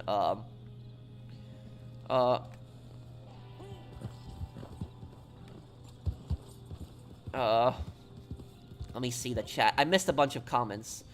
What is your opinion on the Second Amendment? I fully support the Second Amendment. You know, I believe in the right to bear arms. Thank you, Ryan Fitzpatrick, for the super chat. You know, it's a, you know, it's one of the, it's a huge part of the American Constitution. It's the Second Amendment to the Constitution. You know, I do believe, you know, I'm a very libertarian person about this. I would say when I was growing up, like, when I was growing up in New York, because that's where I'm originally from, in New York, I would say that when I was growing up, I was a pretty anti-gun person. I didn't think that people needed, you know, firearms. But I would say that, you know, as I got older, I would say that I kind of changed my view on that. And, you know, I moved to the Midwest, like, you know, 4.5 years ago. And the place that I moved to in the Midwest is like a very different place than like New York. It's like it's very, very different, and like just culture, you know, just, you know, land, you know, environment. And one thing I will say about, you know, the place that I live in the Midwest is, like, you know, people carry here all the time. It's very common. Like, I go to gas stations, and when I go to gas stations, I see, like, you know, workers there with, like, you know, holsters on. So, like, I see that, and these are, like, you know, civilians that are carrying.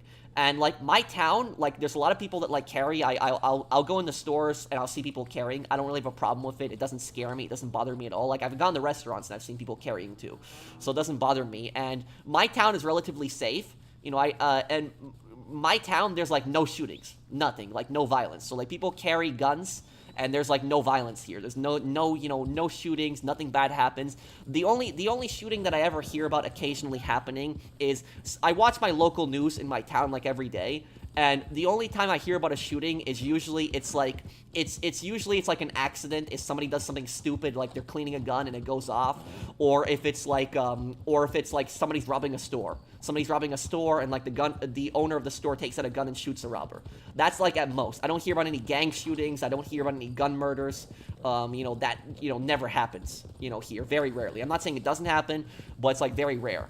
So, like, I can't remember the last time I turned on the news here and I saw, like, you know, somebody getting murdered with guns. So, like, honestly, like, it's like, my perspective, my opinion, and feel free to disagree with me on this, but, you know, my perspective, my opinion is, I don't really think it's the guns that are the problem, because of the fact that in my town, it's just so peaceful, and there's so many people that just own firearms. I think the problem is more the gangsters. I think it's criminals. I think that's the problem, I think that, even if there was no guns, my personal viewpoint is I think people would still be committing crimes. So, like, people would either be stabbing each other, you know, they would still be, you know, committing crimes. So I don't think that, like, necessarily that, like, guns are going to increase crime or they're going to increase violence. This is my view. Feel free to disagree with me on that, but I hope I answered your question. You know, I believe in the right to bear arms.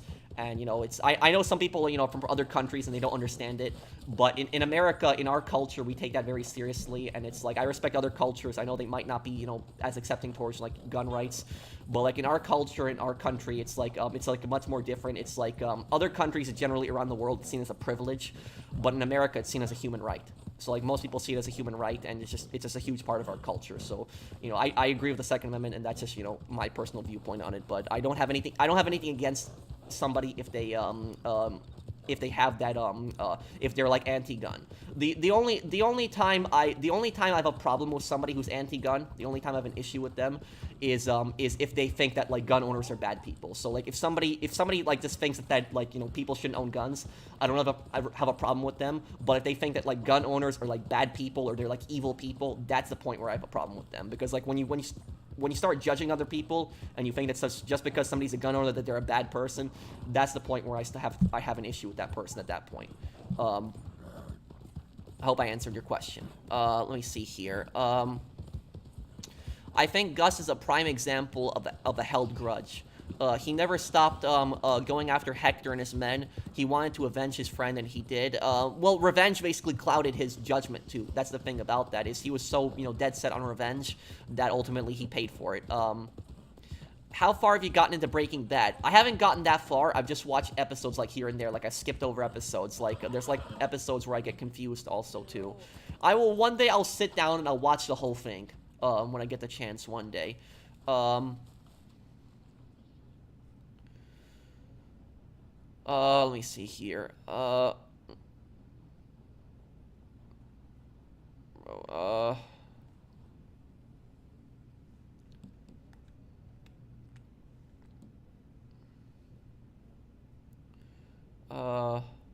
See here. Well, yeah, that's basically my point. That's basically my point about firearms. Is you basically said that there's plenty of stabbings in the UK. Is that what I never understood personally is how people think that like criminals are gonna stop committing crimes because they don't have firearms. And like I never understood that logic personally. Thank you, Awesomeness, for the super chat.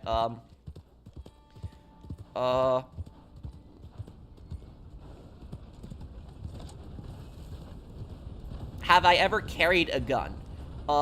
Yes and no. I've carried guns, like, to shooting ranges before, so, like, I've taken, like, a gun with me to a shooting range, but I've never, like, you know, if you're talking about, like, conceal and carry, open carry, no, I've never done that. No. Let me see here. I think the dealers misunderstood Gus when he said no more children. I think they were gonna kill him regardless. Let's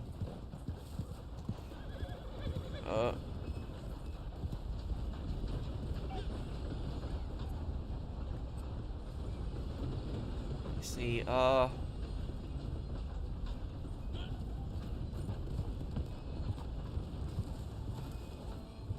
they used the kid because if the kid got caught, he received a shorter sentence. You're talking about Breaking Bad. That actually is true. Cartels and gangs will actually use kids to sell drugs. That's actually true. Because the child will get a shorter sentence. That is true.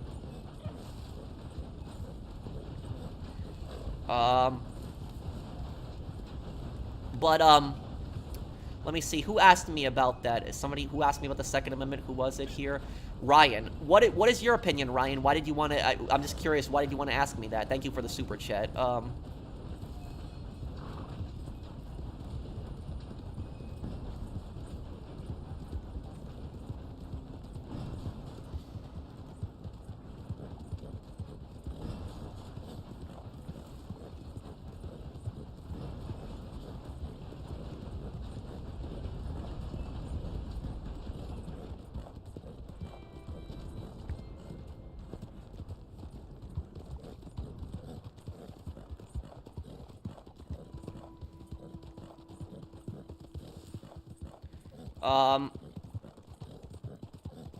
It's funny how the areas with the most gun violence tend to be places with strict gun control laws. I wonder why. Maybe those laws don't work.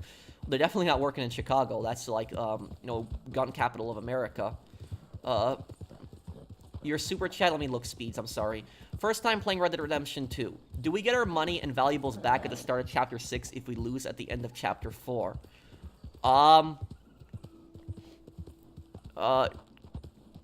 Chapter 4, you're talking about when the bank robbery goes bad and then you get trapped in Guarma. Do you get your money back? I don't remember. I'm sorry, dude. It's been 6 years since I played the story. I remember that the Guarma thing after the bank robbery, but can somebody answer? Does anybody know the answer to Speeds Racing's question? Thank you for the super chat, dude. I actually don't know that. Do you get your money back? Does anybody know on that one? If you do we get our money and valuables back at the start of Chapter 6 if we lose it at the end of Chapter 4? Do you get the money back in Chapter 6?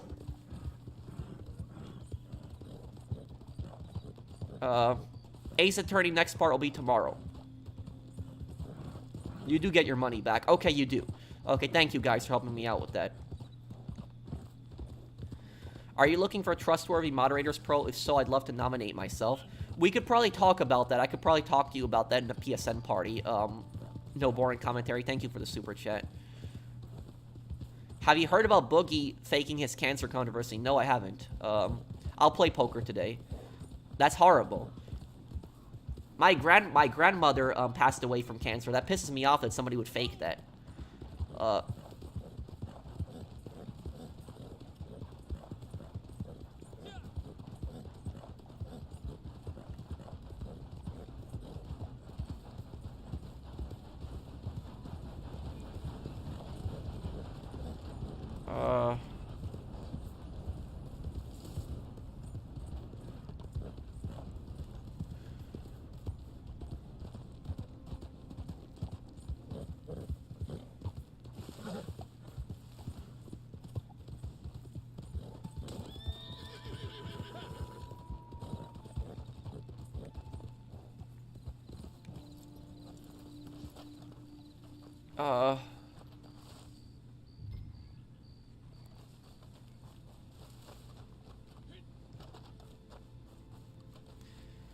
Well, he can complain. He can complain about the lack of donations all he wants. You know, he's a you know, I don't know how you can honestly sit there and like, you know, stream and like complain about, you know, not getting donations. It's like nobody owes you a donation. It's like, you know, people donate to you when they like your content and they enjoy your content.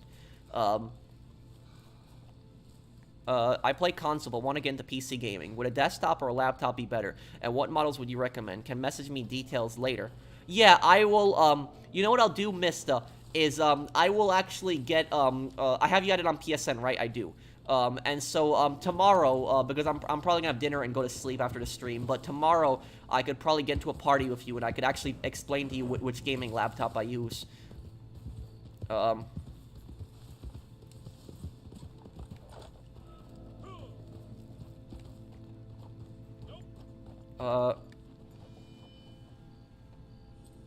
I'm on a desktop here. This one I'm using a desktop, I'm not using a laptop, but I have a gaming laptop also. I think Micah had more development than Dimitri did, Speeds Racing.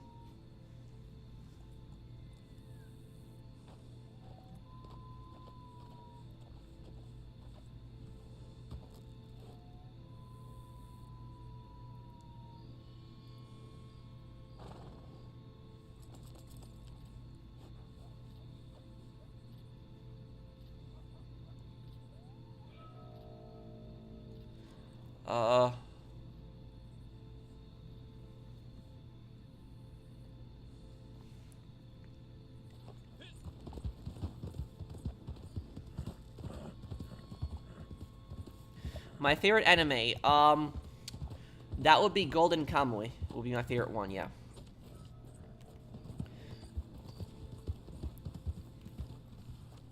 Well, look,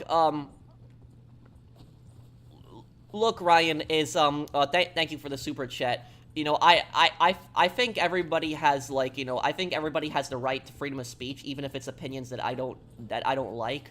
But, you know, I don't think that the solution is to ever punish law-abiding gun owners, because I don't think, like, you know, somebody who's, like, most gun owners are law-abiding people. And they take gun ownership very seriously, and they take gun safety very seriously. Like, in the gun community, people take, you know, safety extremely seriously. Like, you ever go to a shooting range, people take it very, very seriously. Like, they will scream at people if they're doing something wrong. But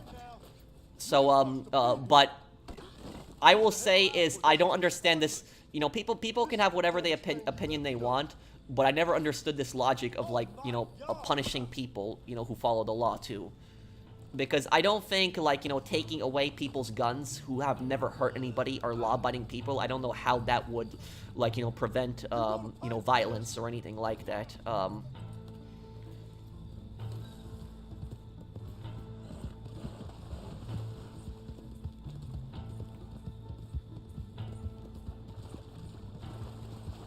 What in all hell?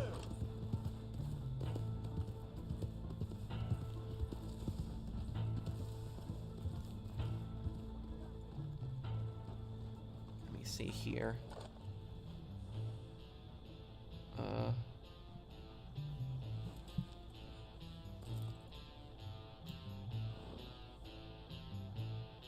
You must be dumb as a mule tying me up.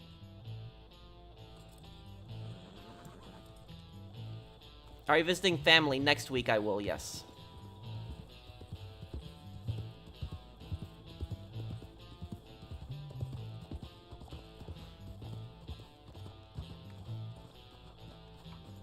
I'll definitely play the Dead Rising 1 remaster.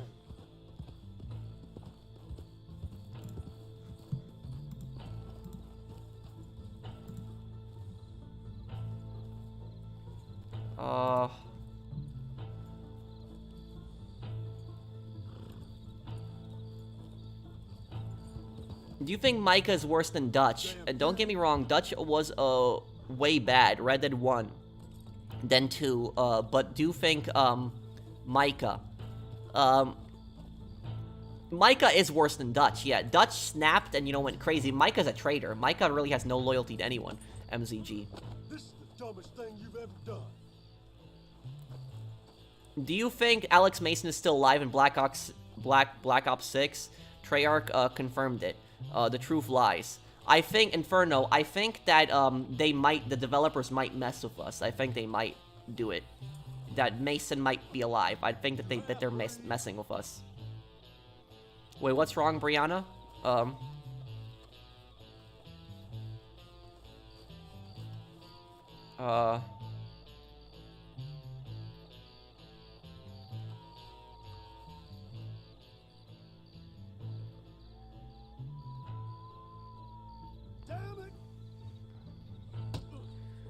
Wait, you hope he's not? Wait, who, what? What are you talking about, Warcliffs? Thank you, Inferno.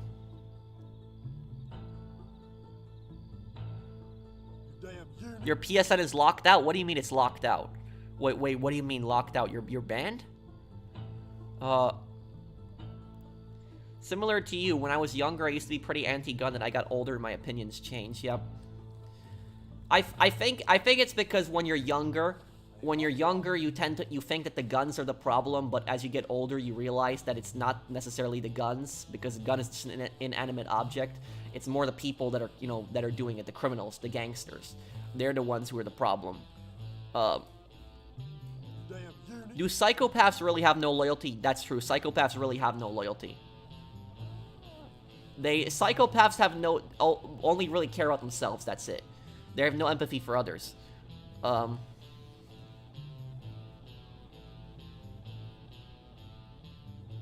the love of God.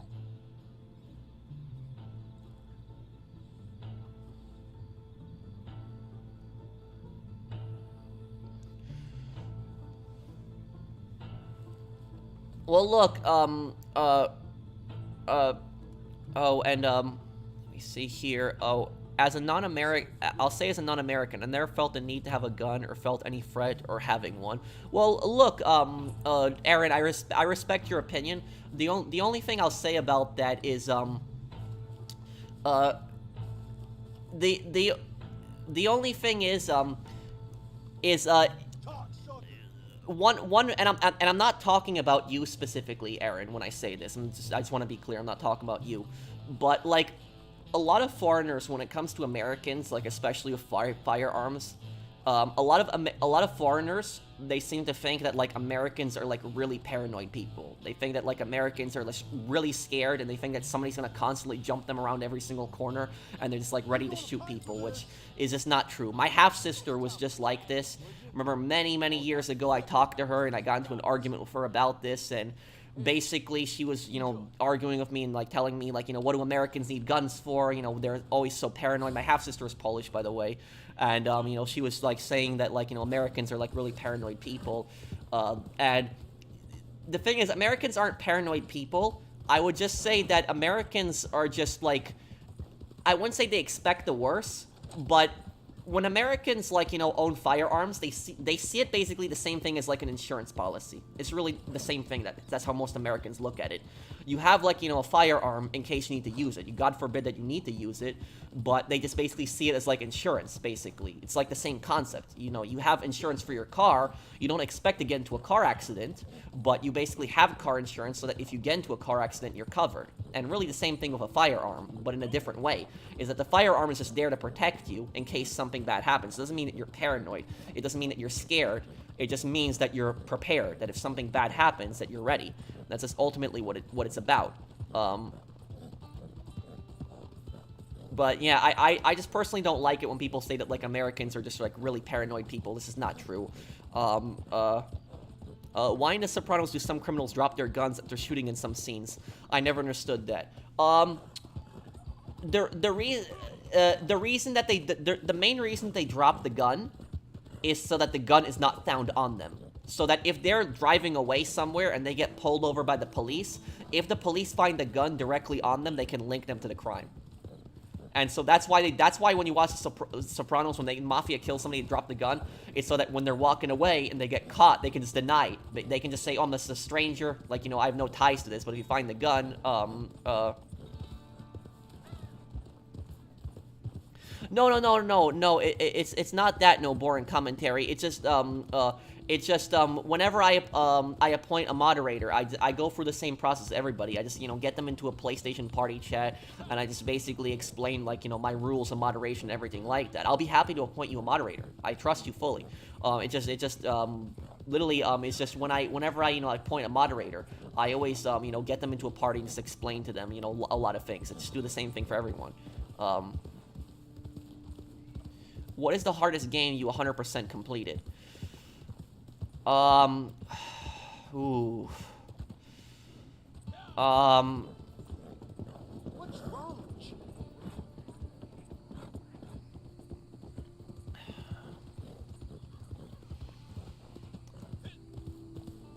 Maybe Skyrim.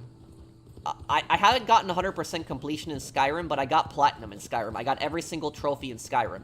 Maybe that was the hardest one, because that took so long.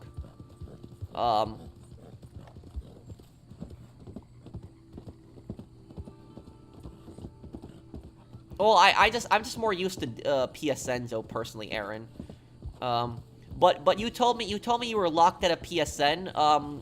No boring commentary. What do you mean by that? Yes, you can message me on Twitter, but what do you mean by that you're locked at a PSN?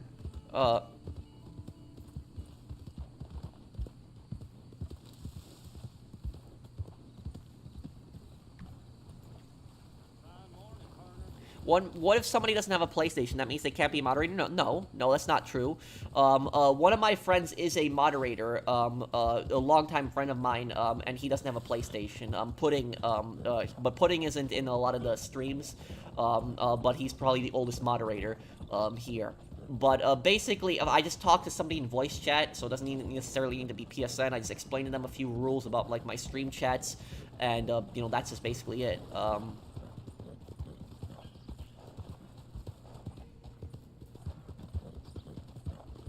Some of my, basically, a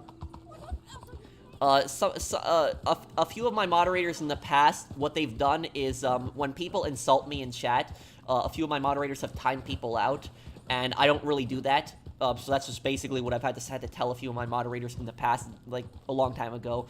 But basically is, I don't really, you know, ban people from the chat or even time them out when they insult me. I believe in freedom of speech, so even if somebody's coming in the chat and is insulting me, I won't necessarily ban them.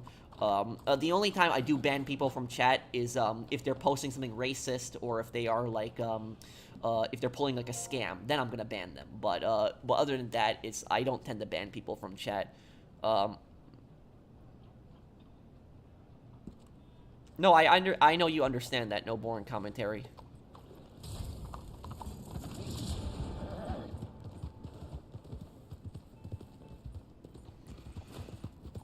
I have 100% in GTA 5. It actually wasn't that difficult.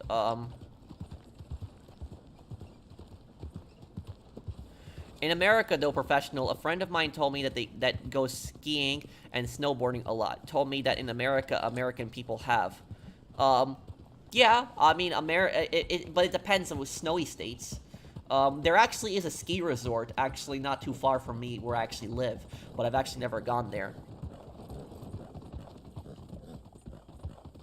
Thank you for sponsoring my channel for 3 years, Aussie guy. Thanks, man.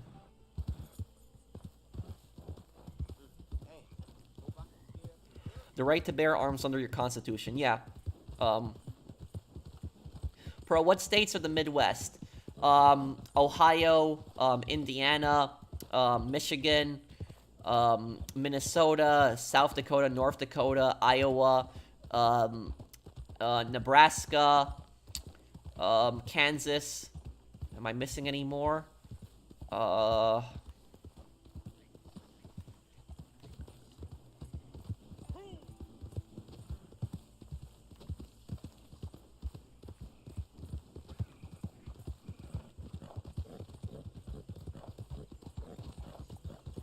Illinois, right? Illinois is technically a Midwestern state also.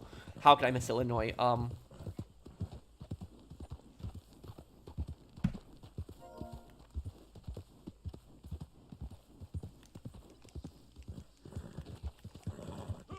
Wyoming is a beautiful state, but it's not a Midwestern state, though. It's a mountain state.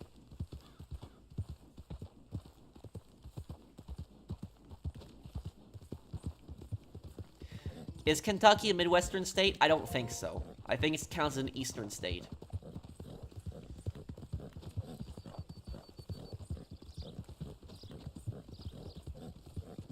I have American friends. I'm British, so the culture between our countries is very different, but I respect it. Thank you, man. I appreciate that.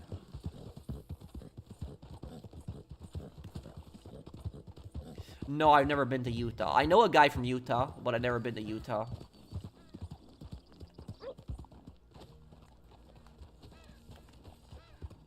You know, the thing is, though, is one day, I'll tell you guys this. One day when I retire, I want to own, like, a big house. But the big house that I want to own in the mountains. And basically, I don't know exactly where. But it would either be in, Montana, Idaho, Wyoming, or Alaska, one of those states. It's like, you know, big house in the mountains. That's what I would like. Probably near, like, a small town, too, so it's not, like, in the middle of nowhere. But yeah, probably one of those places. I do love the state that I live in the Midwest. It's a great state, too, but there's not really many mountains where I live. So, yeah.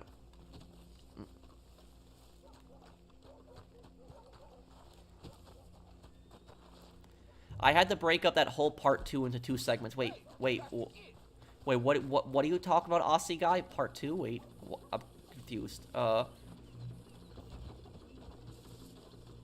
Pro, can you see my previous chat? And if not, then I'll feel ignored. Can you post your comment again, Life with MJ? Because it's, guys, if I miss, listen, if I ever miss your comment, if I don't read your comment, post the exact same comment again. I'm not gonna time you out for spamming, so don't worry about that. Just keep posting the exact same comment until I see it. That's just it. Can you post a comment again, the same one, please?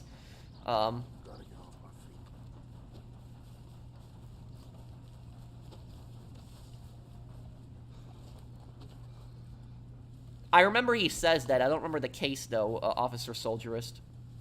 Tell you what I learned. Folks are hell of a lot easier to rob when they's colorful. What if I told you that South Korea and the USA were worse than the DPRK during the Korean War? Well, you're talking about North Korea when you say that. But here's the thing I'll say about this. And this is what a lot of people might not know. North Korea had higher living standards than South Korea until, like, the 70s, the late 70s. So, like, basically, like, the 50s, North Korea had better living standards than South Korea. 60s, North Korea had better living standards. 70s also. It was 80s, they were kind of, like, even. But then, like, when South Korea had their technology boom in the late 80s, they completely overtook North Korea. So you're probably wondering, if North Korea had a better economy than South Korea, why did their economy just go completely, you know, trash? There's 2 reasons for that. The first reason North Korea's economy went in the toilet was because North Korea, one of the reasons their economy was doing decent was because they had so much aid from China and Russia, or the Soviet Union. So North Korea did not, China and the Soviet Union both hated each other. They were 2 communist countries that hated each other. And North Korea did not take sides in that conflict. They were friendly with both China and the Soviet Union. And so the Soviet Union and China both sent North Korea tons of aid. And North Korea took advantage of that aid. And what happened is, guess what happened? When the Soviet Union fell apart, no more aid for North Korea. And then North Korea also had their famine in the 90s. They had a terrible famine. And then China stopped sending aid too. At the same time too. And the second reason North Korea's economy went in the toilet was because they're the most isolated country in the world. They don't trade with anybody. They don't want to associate with anybody. They want to do everything on their own. And that's the reason why their economy is so garbage too.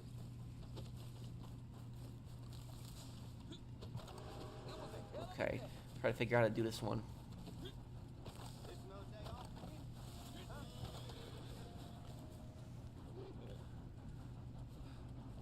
Like, South Korea and America did war crimes during the Korean War. I mean, I don't know what war crime you're specifically referring to, but if, you know, if any... South Korea was a dictatorship at that time. North Korea was also a dictatorship. So the South Korean government, I know, did some horrible things. I'm sure there are some war crimes that the U.S., you know, committed during the Korean War. But the U.S. was ultimately right in the Korean War. I'm not, you know, defending any kind of, you know, war crime or anything like that. If it did happen, you know, the American soldiers involved in that should be prosecuted and hanged if they committed, like, a war crime. But North Korea was invading South Korea. North Korea was the aggressor in that conflict. They were the one who started that war. So it was ultimately, it was South Korea and the U.S. were right in that war.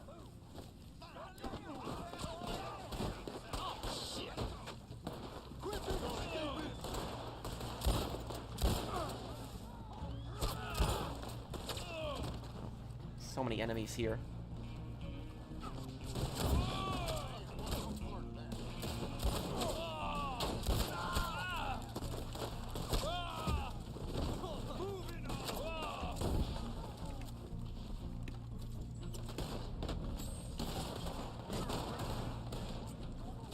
Target has escaped? What? Oh.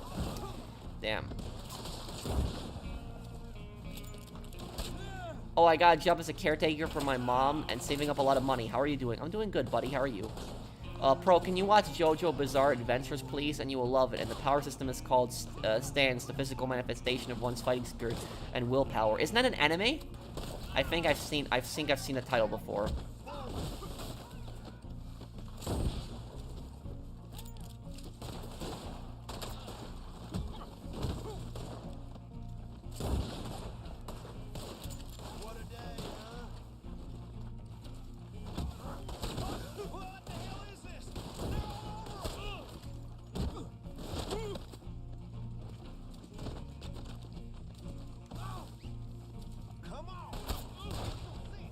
Yes, I would be open to doing a playthrough of Call of Duty World at War.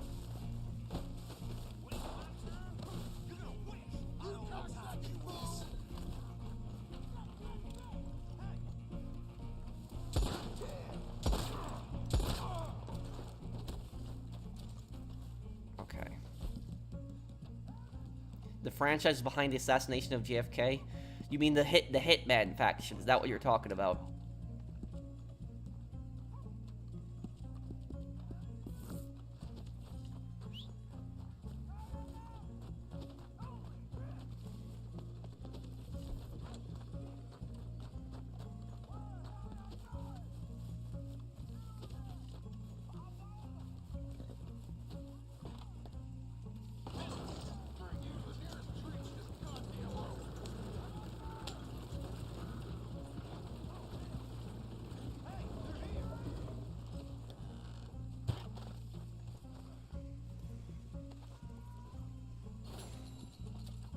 Put these guys in here. Hey, Pro, how are you? Happy Friday. I'm doing good, Bunny. How are you, man?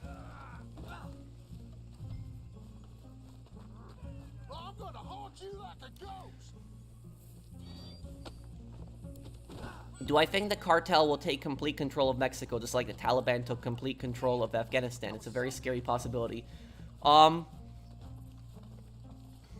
No, the cartel does not have enough resources to take over all of Mexico. But what the cartel is doing is they basically pay off corrupt politicians to run parts of Mexico for them. So they don't have enough... The cartel does not have enough manpower to basically, like, you know, physically control all of Mexico. Mexico's a massive country. But they would probably get, like, corrupt politicians to basically do it for them.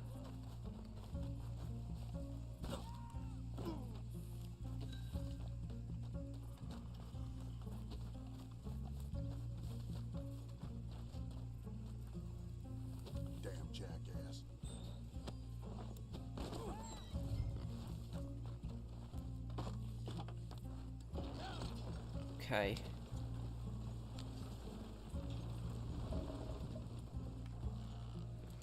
What will be your best financial advice for someone who working a job and wants to invest money? Hell no, this is too crazy even for me. I will say this, is that do exactly what I did when I was younger, buddy. And that is, when I was working in retail, right, I basically had a policy where I would take 90% of my check and just save it. Just save it. I wouldn't do anything with it. I would just save it. And I would take 10% of the money and just spend it on what I wanted. Video games, like, movies, food, whatever, extra luxuries that I wanted. But that was, and then when you do that strategy for, like, years, you'll save a bunch of money. That's how I purchased my first car, is I just purchased it with retail money.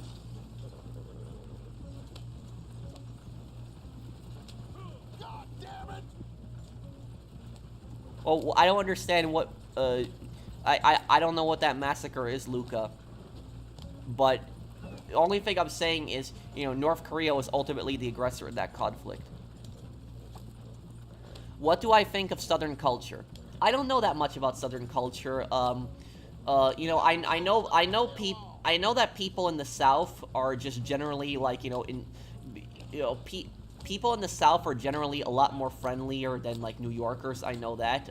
Like, New York is originally where I'm from. People in New York are just rushing. I know a lot of people in, like, southern states are, like, a lot more friendly. But what I will say is I generally don't have any issue with Southern culture. The one thing I will say that I do have an issue with, and I would say it's not all Southerners. I would say it's a very small amount of Southerners. But I would say is the toxic, like, worshiping of the Confederacy. I would say that is probably, like, probably the one thing of Southern culture that I don't like. Like, if I had to choose, I would much rather live in, like, Texas than New York. Like, Texas is much more affordable place, like, much less taxes, less regulation. So I would definitely like living in Texas versus, like, living in, like, New York. But at the same time is, and I don't think the neo-Confederates aren't really that much of a problem, but, like, the few that you deal with, they can get really annoying. And it's like, basically what I mean by that is there's like a culture of people, like, in the South that basically think that the Confederacy was, like, a force for good. And, like, I have argued with people before, and I know these people exist because I've argued with them in YouTube comments all the time. But basically is, like, there's people I've argued with before that basically tell me that the Confederacy had nothing to do with slavery. Like, I'm not joking. Like, there's actually people out there that believe that. They think the Confederacy had nothing to do with slavery, and they think that it was all about states' rights. And whenever I ask these people, I'm like, the states' rights to what? Like, they can never explain to me. Like, they can never give me, like, a straight answer.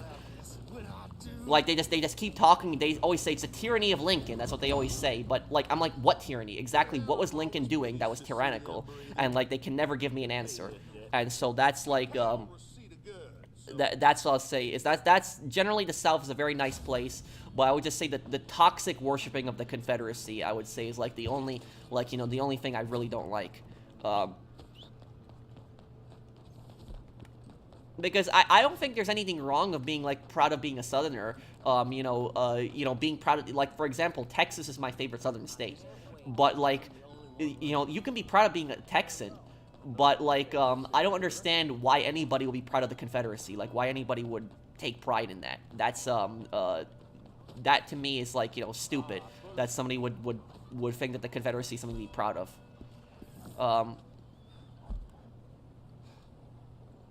Oh, I do not talk politics. I stay away from that. This is a gaming channel, so I stay away from that stuff. I live in central Illinois, and there is one house that has a Confederate flag. Well, that person is an absolute idiot, because literally Illinois is the birthplace of Lincoln, and it was a Union state. So I don't know how anybody could have, like, a Confederate flag, especially in Illinois. That's, like, that's a stupid.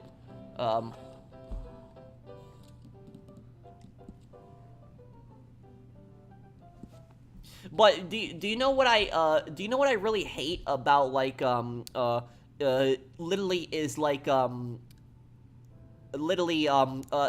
of these, like, some of these neo-Confederate people, what I'll say about them is, like, when I've argued with these guys in, like, the comment section on, like, YouTube, is, like, whenever I tell them, I'm like, you know, the Confederacy seceded primarily for slavery, they will bring up like modern politics and they will accuse me of being like some hardcore leftist. That's like literally they will like write in the comments like, oh, you're, you know, you're some like big leftist, you're some socialist or something like that. It's like, no, I'm not a socialist. I'm not a communist by any means. You know, I'm a libertarian. I'm like, you know, the smallest government that you can possibly imagine. And so, like, literally, like, me criticizing the Confederacy and saying the Confederacy was about slavery, that's what it was. It was, like, a slave-holding, like, you know, government. Like, I don't know what that, you know, how that makes me a socialist for criticizing the Confederacy. But, like, literally, I've seen people, like, people have done that to me. Like, they've literally, when I've argued with them online, they've literally said to me that I'm a socialist for, like, for that. So, like, I'm the last person to accuse of being a socialist. My parents grew up in a communist country. I absolutely hate communism. So, I don't know how anybody can, like, say that. That's honestly stupid. I've seen Confederate flags in West Virginia. And here's what I'll tell you about that, is the people that have Confederate flags in West Virginia, you know what I'll say about that? Those people are betraying their state. By having flags, Confederate flags, especially in West Virginia. Do you know why? Because West Virginia was originally part of the Confederacy, but it was the only state in the Confederacy that left the Confederacy and joined the Union. So it was originally part of the Confederacy, but it actually joined the Union. Why? The reason West Virginia left was because West Virginia was originally part of Virginia. It was, you know, one big state. And West Virginia was a more mountainous place. It was a more place of, like, coal mines. A lot of people in West Virginia actually did not own slaves. It was primarily a coal mining, you know, area. And a lot of people in West Virginia, they felt like because Virginia, the state of Virginia was mostly controlled on the coast. The coastal areas is mostly what controlled Virginia. And so, like, the inland areas in, like, West Virginia, they felt like they weren't being represented, and they didn't have slaves. They largely didn't have slaves there. And so the people in West Virginia got basically pissed off when Virginia seceded and they joined the Confederacy. And West Virginia basically said, we don't want to be part of the Confederacy. We want to be part of the Union. And so what they did was they seceded from the Confederacy. So they seceded from secessionists. And what happened? None of the Confederate states recognized West Virginia seceding. None of them did. The entire Confederacy, the entire Confederate government did not recognize it as legitimate secession, and they recognized it as treason, what West Virginia did. And not only that, they declared war in West Virginia, and they invaded West Virginia. And the West Virginia militiamen went up in the mountains, and they actually took their guns, their own guns, their Second Amendment rights, and they defended themselves against the Confederacy who was invading them. And, like, so the West Virginia militiamen went up in the mountains and were, like, defending themselves from a Confederate invasion. So, literally, if you're telling me that you've seen, like, Confederate flags in West Virginia, that is, whoever has Confederate flags in West Virginia is basically spitting in their ancestors' face, who literally fought for their freedom and independence from the Confederacy. Literally, they left the Confederacy, they did not want to be part of it, and the Confederacy invaded them. So if anybody literally has a Confederate flag in, like, West Virginia, they're spitting in the face of their ancestors who fought for their own freedom. So literally, that's just absolutely stupid. Let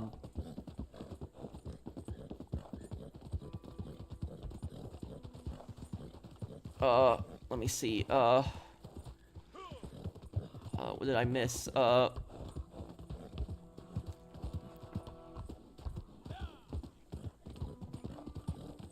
Pro, if you want to move out of the USA, what country were you going to? If I was to choose a country that I would want to live in, if I had to choose one country that I could live in, besides the US, it would be Switzerland. Switzerland would be, yeah. And Iowa was a union state as well. So literally, I don't understand this, how people can, like, you know, have, you know, having Confederate flags is already stupid, but having them, especially in states that were, like, union states, is even stupider.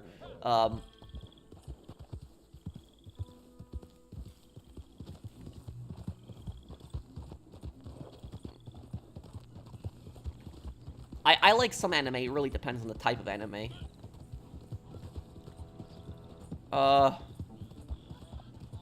I don't think California ever had slavery. I could be wrong on it, but I don't think there ever was a law where legalized slavery, but I could be wrong on that.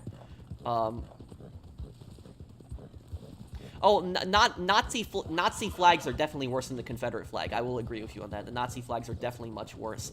But Confederate flags aren't good either.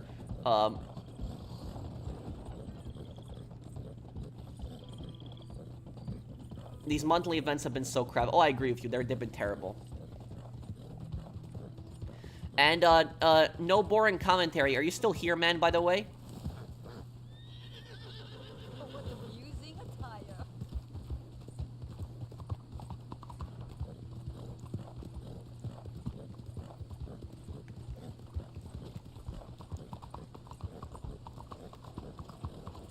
What about a Union flag in a Confederate state? I don't like people saying the Union flag. It's the American flag. That's what it is. It's literally, there is only one American flag. That is the Stars and the Stripes. That's it. Like, literally, there's no other flag besides that.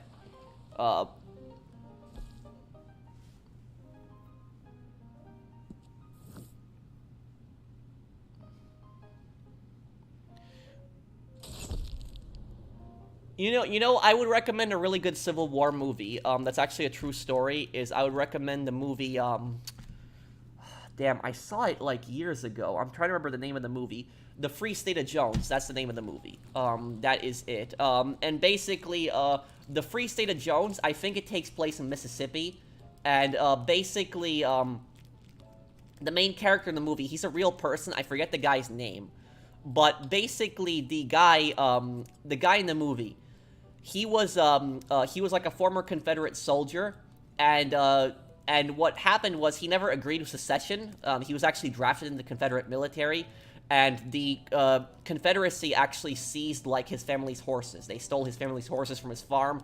He got really pissed, and what he did was he basically started his own, like, resistance movement, and so he basically led an insurgency against the Confederacy, like, deep in Mississippi. And that's, like, the movie is, that's the movie, it's called The Free State of Jones. It's a true story, by the way.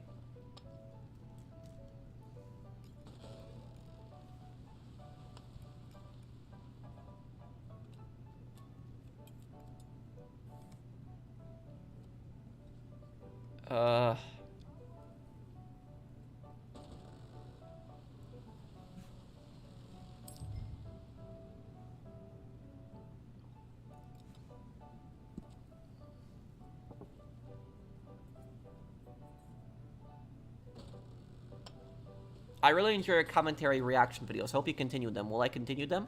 Yeah, I mean, always,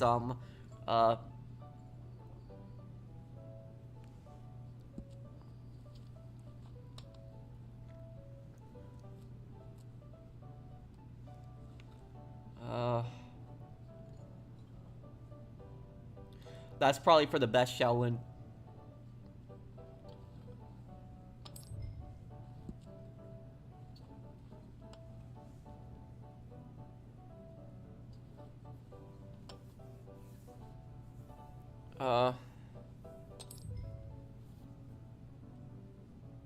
I blocked the number, deleted both without opening it, called my internet provider to check on it, as well as change my password. Is there anything else I need to do? What number? What are you talking about, dude?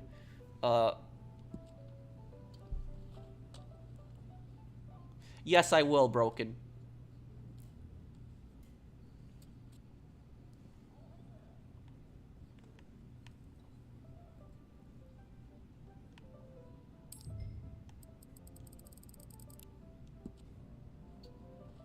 But, like, literally, I don't understand, like, one thing. Like, if people are, like, so proud of being, like, a Southerner, right? If somebody is from Texas, right? And they're so proud of being a Texan, and there's nothing wrong with being proud of being a Texan. You know, Texas is a beautiful state. But why don't they have the Texas flag up instead of the Confederate battle flag? There's nothing wrong with the Texas flag. The Texas state flag is not a bad flag. It doesn't stand for anything bad. It's just Texas. So that's what I don't understand is, like, you know, the people that are, like, instead of, like, having the Confederate flags, like, why don't they just have their state flags? I know there was, like, Mississippi, I think they changed their flag, because I think, like, part of their state flag was the Confederate flag. It's probably for the best. But, you know, just have your state flag.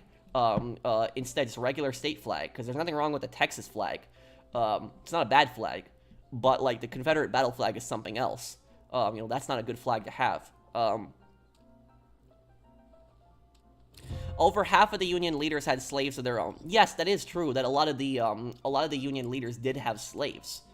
But the thing is, though, is the Union abolished slavery. You know, the Union is not perfect. It wasn't like, you know, there was corruption as well. But it wasn't nearly as bad as the Confederacy.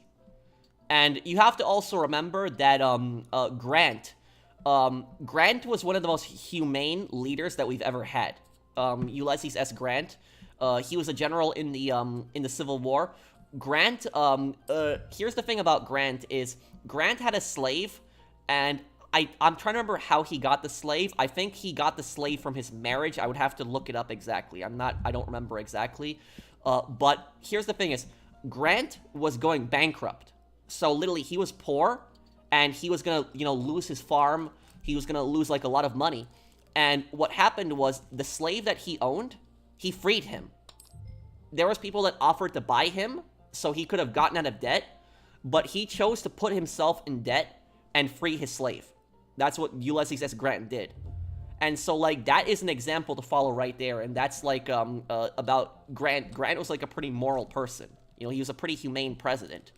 So there was Union leaders that had slaves. Like, you know, they weren't, like, you know, the Union wasn't perfect. The Union made mistakes also. But, you know, you can't, for example, say, oh, the Union did this bad thing, and so therefore that somehow justifies the Confederacy, because the Confederacy was just ultimately just, you know, force for bad. I mean, even during the Revolutionary War, some of our leaders during the Revolutionary War did bad things too. But ultimately, you know, the Patriot cause, in my opinion, was just during the Revolutionary War. So I don't think that it's, you know, I don't think that it's you know, comparable. So I would have to look up where Grant's slave came from. I think that the slave that Grant had came from his marriage. I think that's where it came, where the slave came from. I don't think that he bought the slave. But the point that I'm getting at is that Grant could have sold that slave to somebody else, and he could have, you know, gotten rid of his debts, because he was in debt, he was poor, and he was going to lose his land. But he chose to, you know, put himself in debt and do the right thing and free his slave. And so that's what I say, that is an honorable and a moral person. Pro, have you watched How to Basic LOL? And what next game will you play next? Have I watched How to Basic? What do you mean, MZG? Thank you for the super chat. I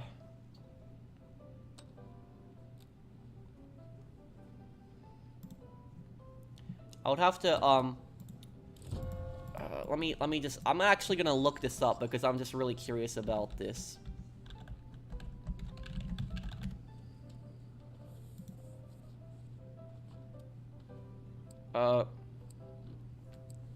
It says here that Ulysses S. Grant owned one slave, purchased from his father-in-law in the 1850s, a man named William Jones. Grant freed Jones in March 1859.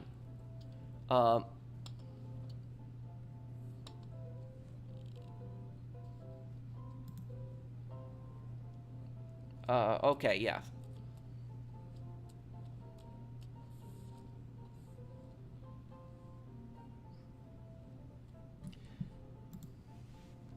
Ulysses S. Grant, that's who I'm talking about. He was a, Ulysses S. Grant, he was a general in the Civil War, and he ultimately became a president of the United States later on.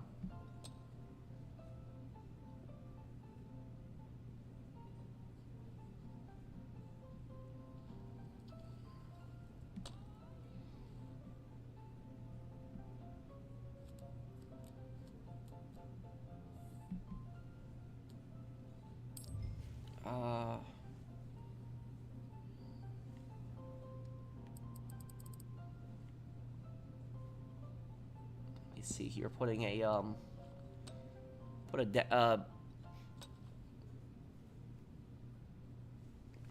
but basically what I'm getting at with Ulysses S. Grant is that I'm not defending Ulysses S. Grant owning that slave. What I'm just saying is that when he was in debt and he was in financial trouble, he freed his only slave instead of selling him for money.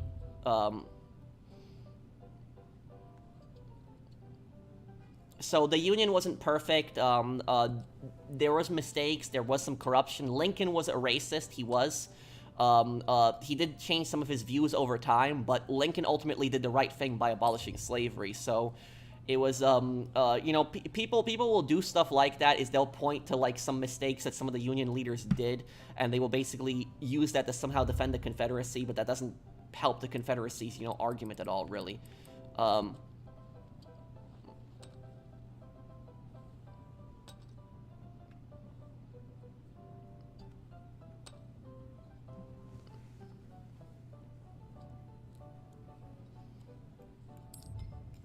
Okay, let's see here. Max bet. My favorite pedestrian line in Grand Theft Auto? Oh,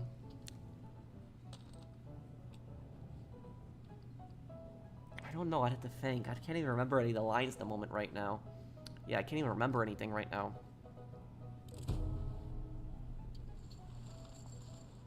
How is Basic, how is Basic is funny YouTuber, and just ask what game you're playing next. Oh, playing, Metal Gear Solid next.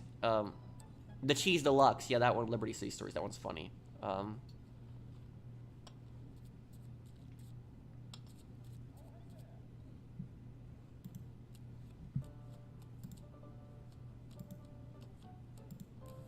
Okay. Thank you, somebody.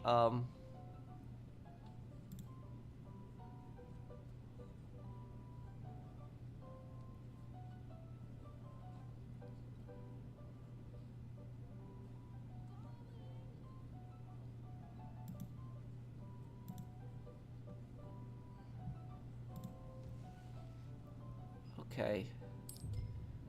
Let's see here.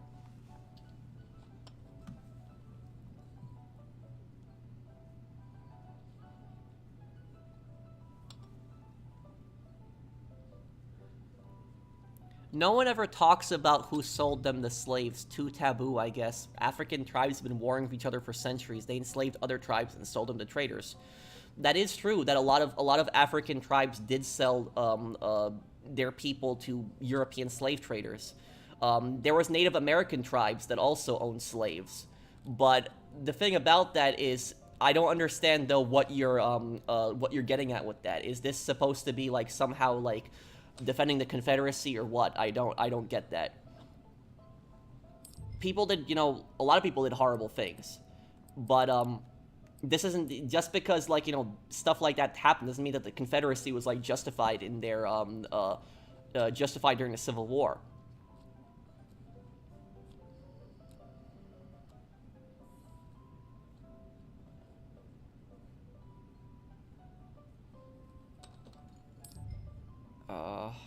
Put another $1 on here. I haven't gotten the chance to, Frankie. I haven't even finished the Fallout TV show because I've been so busy. Yes, Fight Night Champion is the best boxing game, in my opinion, at least.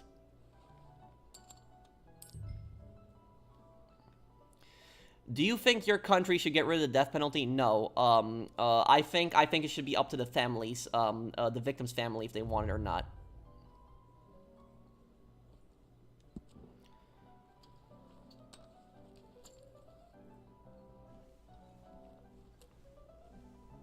Well, look, I don't do political correctness on here, okay? So when I talk history, I'm gonna talk all history. I'm not gonna ignore parts of history. So, you know, I have talked about before, there was Native American tribes that were actually allied with the Confederacy during the Civil War because they wanted to keep slaves. That actually is true. And I think one of the tribes that I know owned a lot of slaves was the Chickasaw Nation. The Chickasaw Nation actually owned slaves, and they actually outlawed slavery in 1866. So 1 year after slavery was actually abolished in the United States. And not only was it 1 year after that, but the Chickasaw actually did not give citizenship to all their freed slaves. So they didn't give citizenship to them. And what the really messed up thing about this is the United States government did not give citizenship to the freed slaves of the Chickasaw Nation too, because the United States government saw the freed slaves of the Chickasaw Nation as Chickasaw. They didn't see them as Americans. And so they were not given American citizenship either. So they were basically a people without any kind of citizenship. So that is one part of history that people don't know about, is they don't know that a lot of Native American tribes actually did own slaves. That actually is true. But, yeah, okay. I'll make a bet here.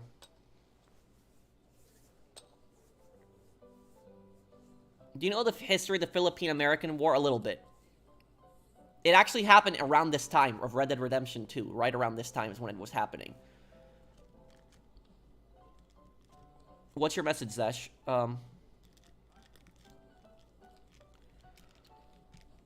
to me, it does. The design doesn't matter. Tricky Mario, it just matters to me what the flag stood for, and it stood for just, you know, slavery and just treason.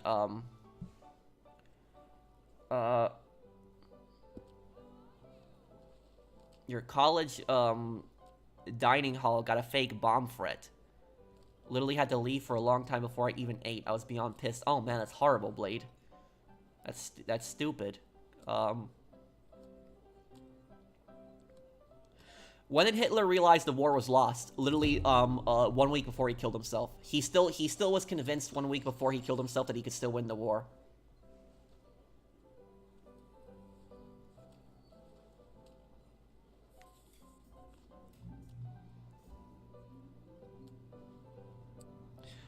Oh, if you're tired, I'll see you next time, April.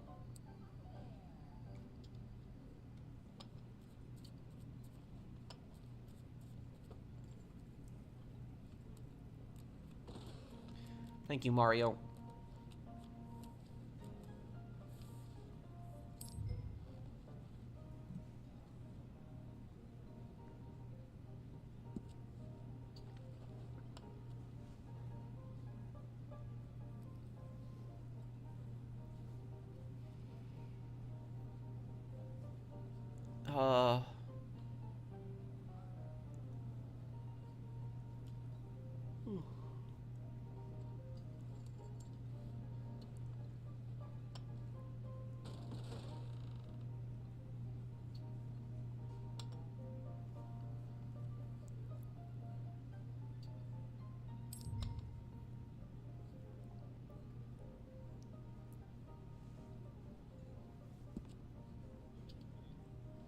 Well, look, I don't support banning other, I don't support banning flags. So, like, I don't think the government can ban flags. But, the Confederate flag is a bad flag. That's my view on it. It's a bad flag. It's a treasonous flag, and it represents, a slave-holding government. I don't think the government can ban the Confederate flag because technically it's a form of free speech. We might not like it, but it's technically a form of free speech to have the flag. But I have the right to criticize the flag, and I have the right to say that the flag is stupid. The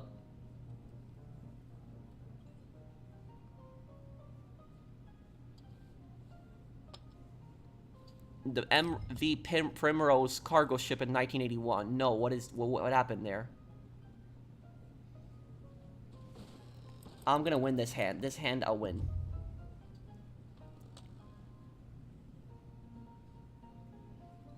I'm gonna win this hand.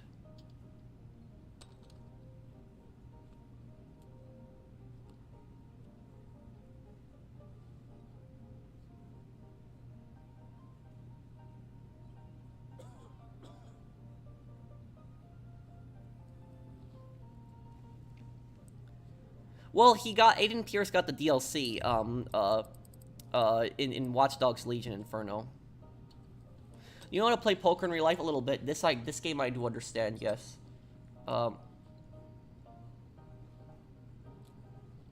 There, I won.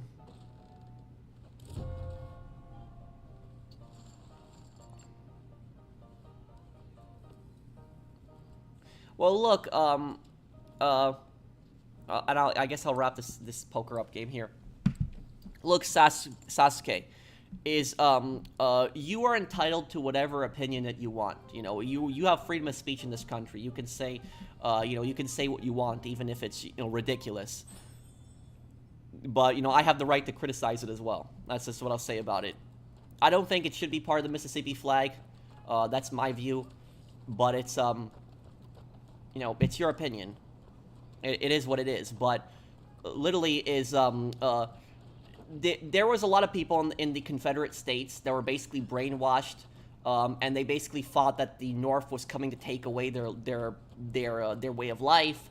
They thought that they were going to, violate their rights, a bunch of other stuff. But in reality, the war was basically started by a bunch of like rich plantation owners that wanted to own a bunch of slaves, and they didn't want a freedom. They didn't believe in abolition, and they seceded. It was primarily ultimately for that. I don't know, like, maybe not every single Southerner that fought in the Confederacy, fought for slavery, but literally the leaders definitely did. The leaders, the people in charge of the Confederacy, definitely fought for slavery. They definitely did.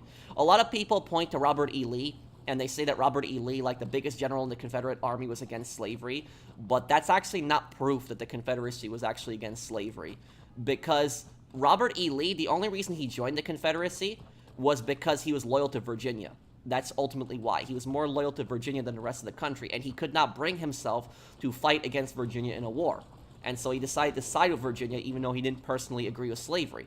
So that's it. So Robert E. Lee still fought for a government that mainly supported slavery. So literally, that's what I'll say about it. Is literally, I could go down the list of a lot of stuff that's like pretty much proof that the Confederacy was mainly about slavery.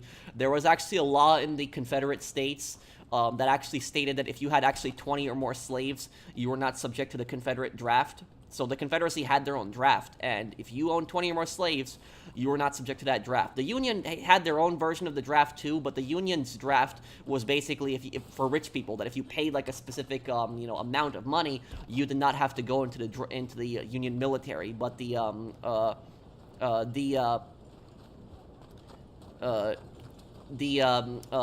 but the South had that law. If you owned 20 or more slaves, you didn't have to go into the Confederate Army. And not only that, but if you actually look at the Confederate Constitution, it outlines slavery as pretty much the main reason. It outlines slavery as the main reason for seceding. Most of their state constitutions do as well. And also is, if you notice, after the Civil War ended, we passed, I think it's the 13th and 14th Amendment. And that abolished slavery, and also it granted slaves citizenship. So slaves were granted American citizenship. And that was passed primarily because the southern states, after the Civil War ended, did not want black people to have citizenship. And so that's why that amendment was passed, that if you are born in the United States, you become a citizen. The reason that amendment was actually created was because the southern states, when the Civil War ended, when slavery was abolished, they did not want slaves to become American citizens and vote. And so that's why that amendment was passed. If you're born in the United States, you are a citizen and you have the right to vote. That's pretty much where that comes from. So literally, I don't know what I can say to change your mind, Sasuke. You're entitled to your opinion, and I'm not going to ban you for it either, because I believe in free speech, so you can say what you want. But ultimately, I disagree with you historically. I think that your view on this is wrong.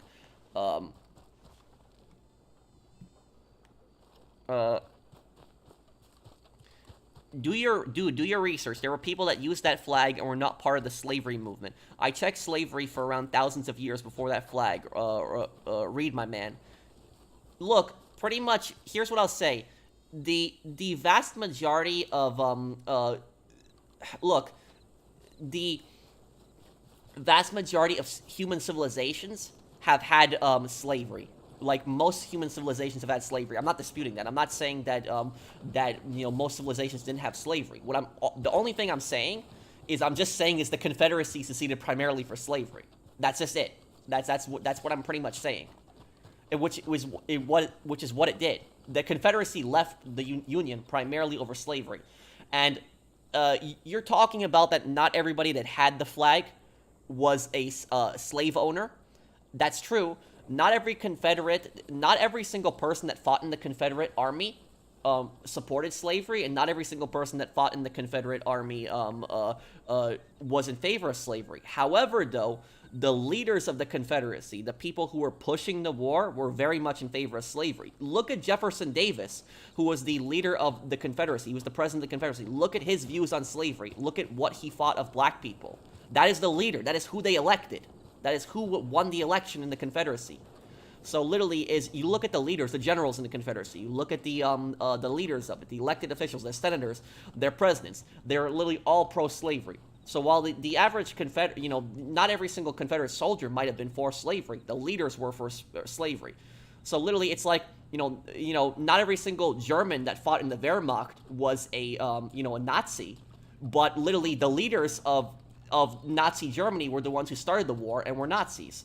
So that's really the point that I'm getting at, is that the Confederacy was ultimately, created for slavery, and they ultimately, wanted to secede for slavery. It was mostly that.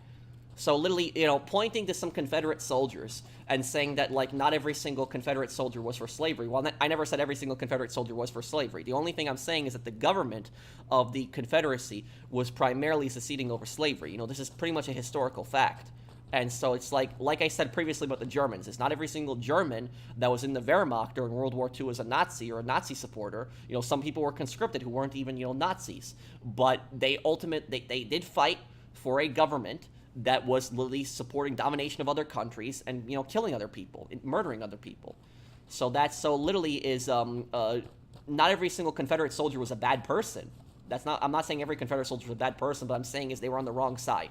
That's ultimately what I'm saying. Is I hope you understand that. I'm not trying to offend Southerners or anything like that, but literally, if you look at like the Southern states and you just look at like when the Civil War ended, and you just look at like how black people were treated after the Civil War ended with the Jim Crow laws and all the other stuff, you look at that, a lot of these laws were passed primarily to restrict black people's rights, and I am like a I am like a very big advocate of like gun rights. I'm a very big advocate of the Second Amendment, and it primarily what Bunny said here weren't the first gun laws racist.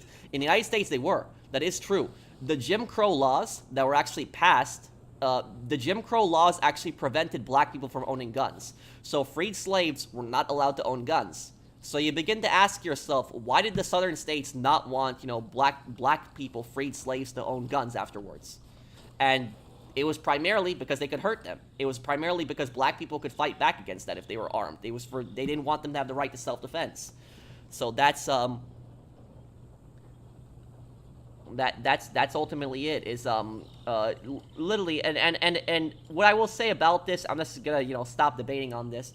But what I will say about this is there's nothing wrong of being proud of being a Southerner. Like I said, Texas is my favorite Southern state, and I would rather live in Texas than New York, where I'm from. Texas, lower taxes, lower regulation. It's not as urbanized as New York, less traffic. It's quieter too, especially if you live in the countryside. So I definitely would love living in Texas versus living in New York. And there's nothing wrong with being proud of being a Southerner, but you shouldn't be proud of the Confederacy. That's basically what I'm saying. Is the Confederacy was basically a stain on the South's like history, and that was like, I think that like people should like I think people should understand that the South, that the Confederacy was not a force for good. Ultimately, where this comes from is, I live in the upper Midwest. That's where I live in. And the thing is, though, up here in the upper Midwest, I have never seen any of that neo-Confederate stuff. Is like even the most like conservative people up here will basically say that the Confederacy was for slavery. So literally is I don't know how anybody can like say that the Confederacy was not for slavery. I got a question to ask. What do you think of children playing GTA Online and Rockstar's released the game? Do you agree? Do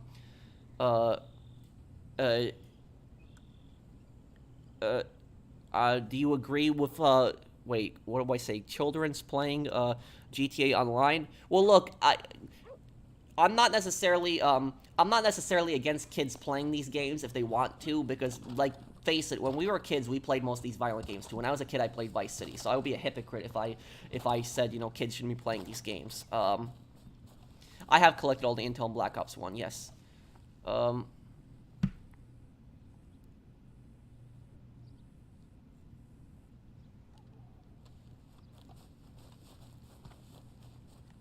There were some Union states that had slaves. They were like the border states, that is true.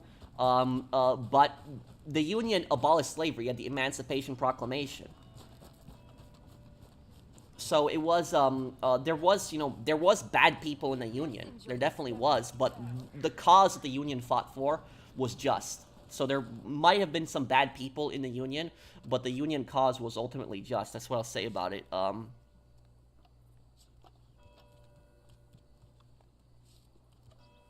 Let me see here.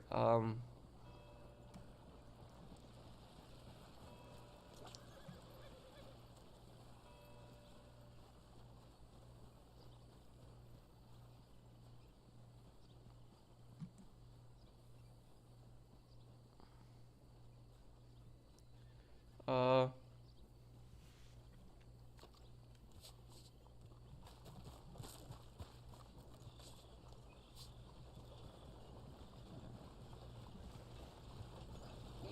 Why do you let yourself go like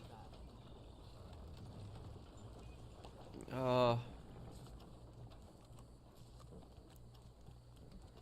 well,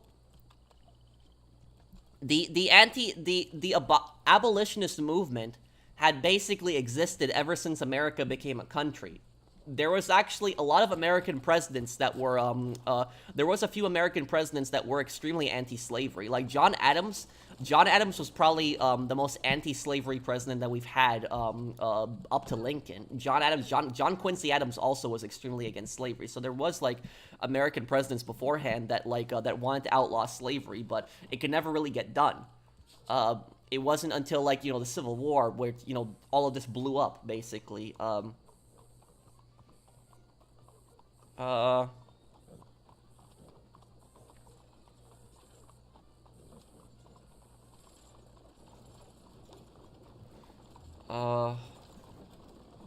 you're a great guy, Pro. Been watching for years. Thank you. And look, people can disagree with me. I'm not gonna ban people for having a different viewpoint than me. But literally is, I don't think the Confederacy is a force for good, and I don't think people should be proud of it. That's ultimately my view on it. Well, a lot of the founding fathers basically, a lot of the founding fathers struggled with slavery, I would say, and they basically thought that if they went abolitionist, that a lot of the slave states would actually go to Britain's side.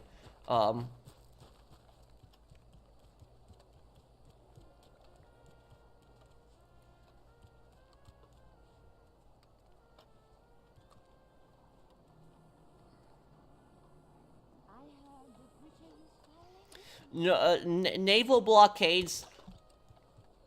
Naval blockades are only humane if they are preventing military ships. But if naval blockades block medical and food ships, that's scummy.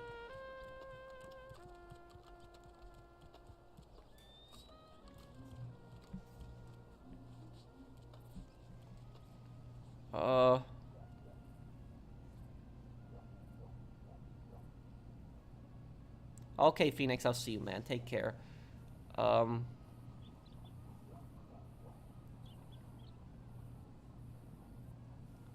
Well, Trucy's in the next case. I'll be covering that more in Ace Attorney. Was the Reconstruction era ran good? No. Reconstruction was run poorly, and it was because of Andrew Johnson, one of the worst American presidents of all time.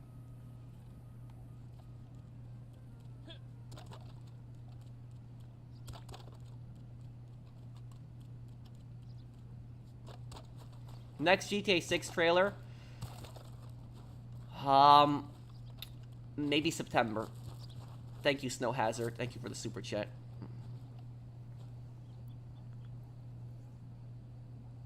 Comunque.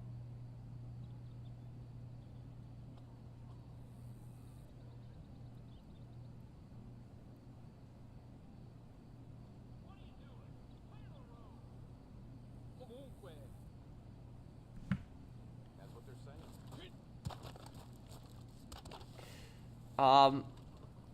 Is it purely the U.S. government's fault for not extending the South's market rather than purely relying on slavery?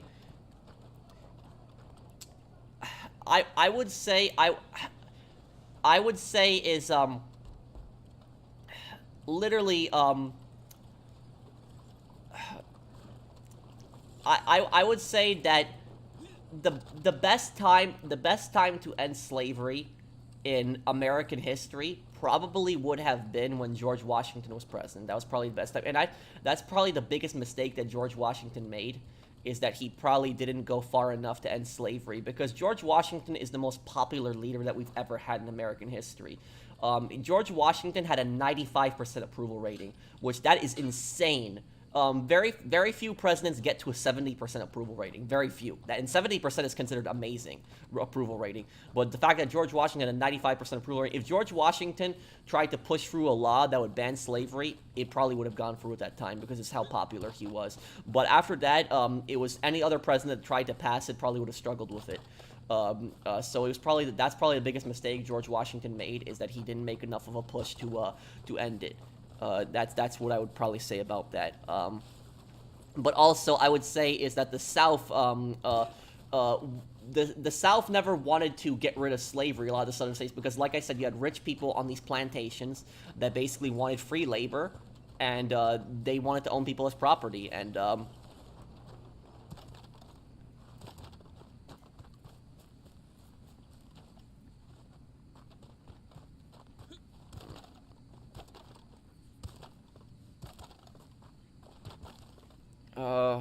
is it?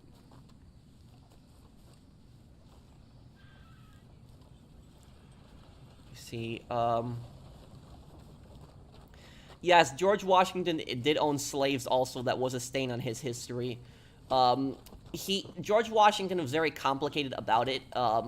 He expressed views that he didn't like it, he didn't support it. I would say more he struggled with it. He did leave in his will that when his wife dies, everyone is to be freed. But George Washington was a flawed man. I ultimately think George Washington was a good man, but he was flawed. That's what I'll say about it. He did make mistakes. I'm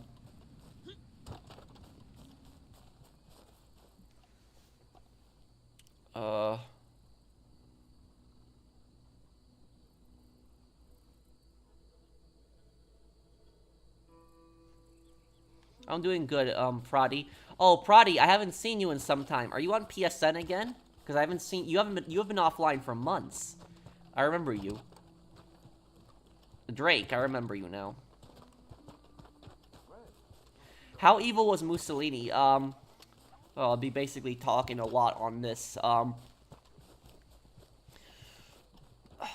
Mussolini wasn't as ruthless as, like, Hitler was, but he was still, a pretty bad guy. I mean, Mussolini, when Mussolini invaded Ethiopia, he used chemical weapons on the Ethiopians.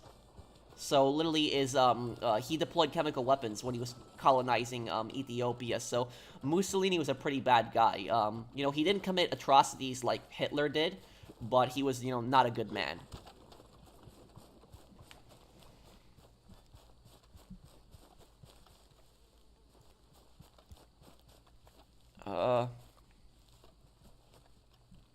Morning streams, maybe, yep.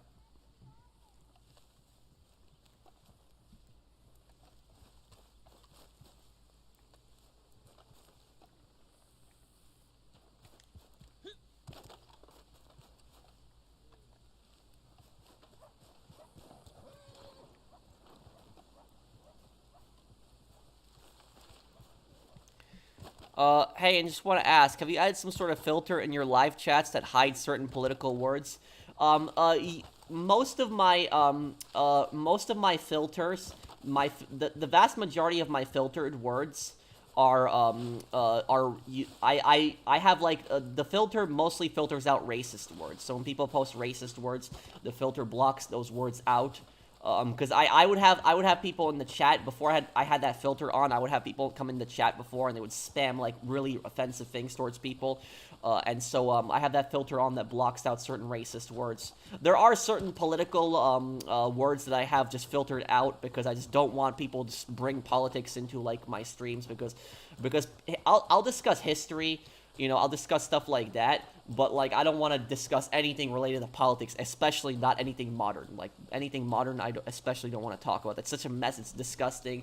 And, like, everybody has a different viewpoint. And I guarantee you that the people watching this stream, that there's, like, literally, like 50 different political viewpoints alone in this stream. So, literally, I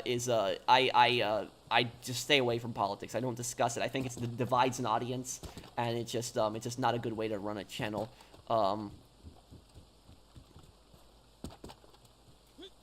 Well, he said extremely offensive things in the past. I see. I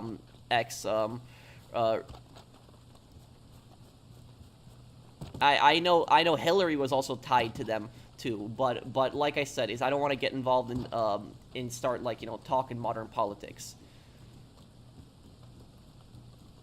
I did, Prodi. I did hear about that.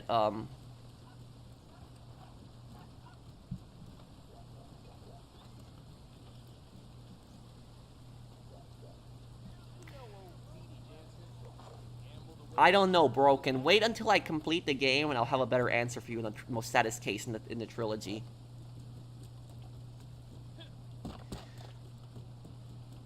Apartheid South Africa is probably the last fascist state that existed, except for fascist Spain. Also, yeah, it's probably the last fascist country that existed.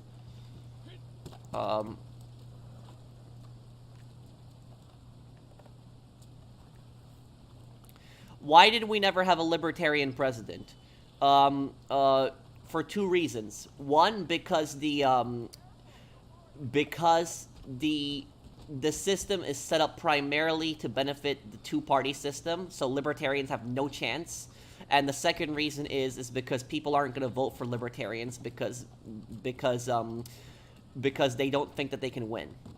That's ultimately it.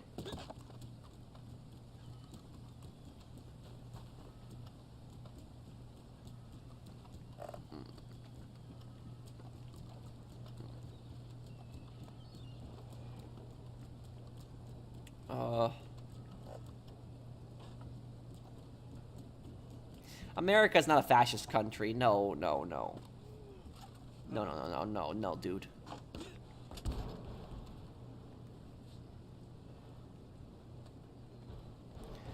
Hey, just want to ask, can you tell me,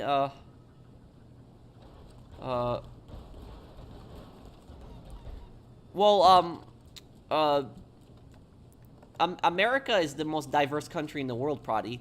I don't know, you know, I don't know the percentages of different groups, but we are the most diverse country on the planet.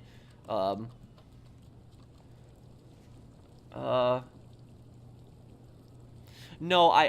GTA 6, when GTA 6 comes out, I want to keep my rank, so my over level 1000 rank, I want to keep that, but the money, I don't need to, money I'd rather start over again, but rank I'd rather keep.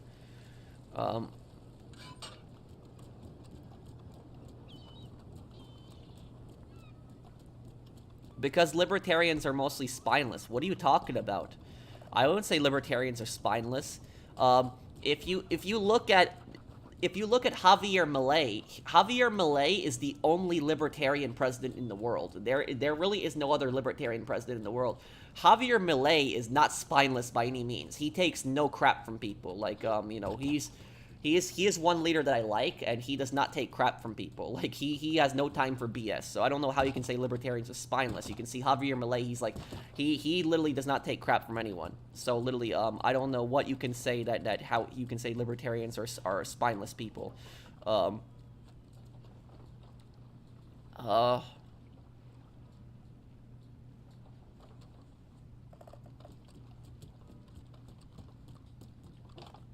Well, I recorded a video with Dark Viper AU, a GTA guesser. I recorded with him like a couple months back. He has to upload it because I know he has a busy schedule and he has a lot of uploads he still has to get to.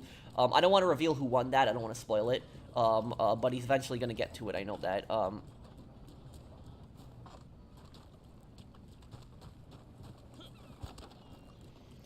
Javier Milei is a puppet of the billionaires, giving them tax cuts and more power over us common folks. Then can you explain to me something, Tony? Why is it that all the rich people in Argentina did not support him? Literally is all of the rich people in the corporations were extremely against Milei. Like literally they did not want Milei to win. see.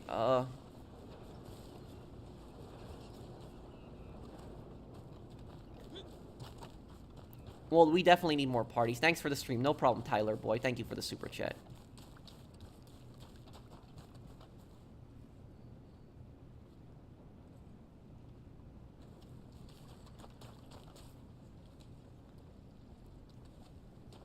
Yeah, it's a night stream now at this point.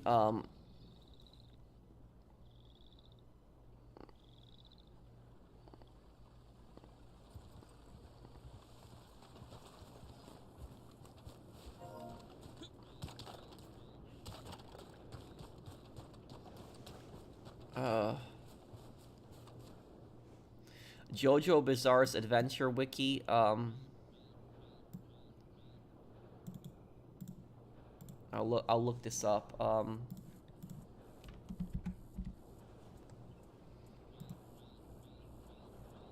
yeah, this is like I thought. This was this anime, right?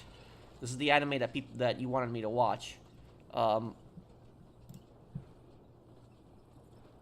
It's spelt wrong in the thumbnail. Wait, did I spell afternoon wrong? Did I really? What's spelled wrong? Friday afternoon stream?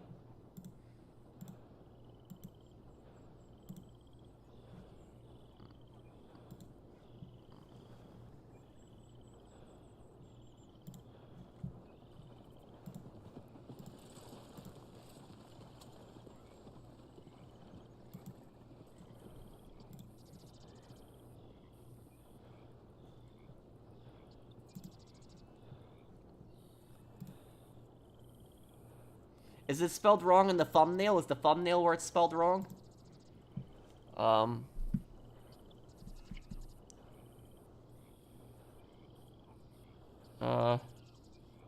What's the difference between a psychopath and a cold-blooded person?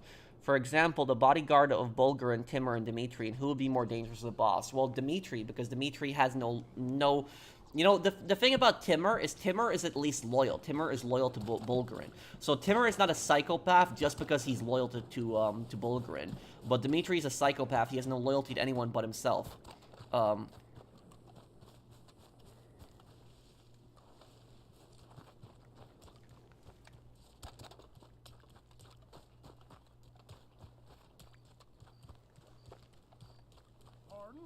What's up?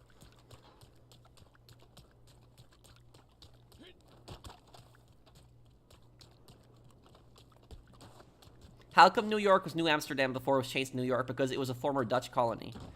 The thumbnail, oh, it's wrong on that. Okay, I will change that. I'm sorry, I will change that. I'll fix that.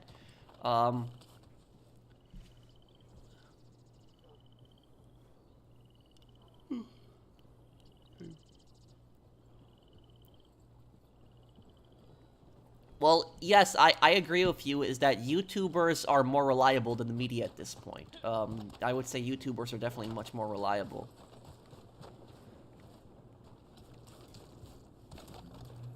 Yes, I did own Titan. I heard about that. But, literally, I will just say this on the media. And I'm not taking a side when I say this. I want to be clear on this when it comes to the media. So just I don't want people putting words in my mouth. But the two biggest medias in America, CNN and Fox. Do you guys know what the only difference between CNN and Fox is? And I'm not talking politics, like their political viewpoints, like the way they report. Do you know what the only difference between Fox and CNN is in how they report things? You know, the only differences between those two? The two largest networks in America? Does anybody know? I'm not talking ideology. I'm not talking politics. I'm talking more on how they report stuff. There's only one difference between the two of them. Just keep walking on. Drifter Kids has the right answer right there. Yes, Zombie Fanatic has the answer right there. Listen, I have watched hundreds of hours of CNN, and I have watched hundreds of hours of Fox News, both of them. And honestly, I think I've lost brain cells watching both of them. because just how ridiculous both of them are. And I've watched them mostly at the gym. When I work out at the gym, I would just turn on turn on the TV, and when I was turning on the TV, I would turn on either CNN or Fox, and I would just listen to what they're saying like one day, and then I'd work out and just watch like what they were saying the other day, and like literally watching them both. What I will say about this, watching them both, the only difference between CNN and Fox, the only difference between the two of them, the only difference is that CNN is left wing, Fox is right wing. But the difference in the two of them is that Fox News admits that they're biased. If you look at the hosts that run Fox News admits that they're biased when you watch them. They literally admit it. They literally say on TV, we're conservative, this is our viewpoint, we're right-wing, this is what our views are. They don't hide it. They don't hide it. They don't pretend to be something else. They literally say it flat out on Fox. CNN, on the other hand, is very left-wing, but they don't say that they're left-wing. They don't say that. They don't say they're Democrat. They don't say they're left-wing. What CNN will do instead is they will just say, we're neutral. We're not taking a side. We're just reporting the facts to you. But it's the way CNN reports the facts. It's what they don't cover specifically. They will choose selectively to cover specific stories, and they won't cover other stories. And that's what I'll say about CNN is that's why I will only say Fox News is at least a little bit more honest. I'm not defending Fox News, but I'm saying at least Fox News admits it's biased, where CNN doesn't admit that it's biased. MSNBC at least admits it's biased as well. MSNBC admits that it's left wing, but CNN doesn't. CNN is like extremely left, and they will not admit that. They will say that they're they're non-biased when they're not. That's what I'll say about that. Well, it's not just because of Fox News' lawsuits, Fernando. Fox News has for years been saying that they're biased, so they've never really tried to hide it. But that's ultimately what I'll say about it. Honestly, it's just if you're watching Fox News or you're watching CNN, just put down the remote, because both of those are going to cause you to lose brain cells. I've watched both of them on literally for hours, and I will tell you it is not a fun thing to watch. Is literally you are going to lose brain cells. I have watched, I have watched both of them spread misinformation. I've watched both of them basically spread fake news, and it's not fun, watching it.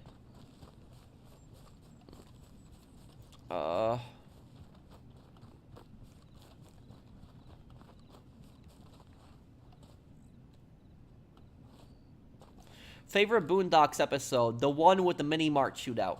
That one. The mini mart shootout is the best one. That was my favorite one always.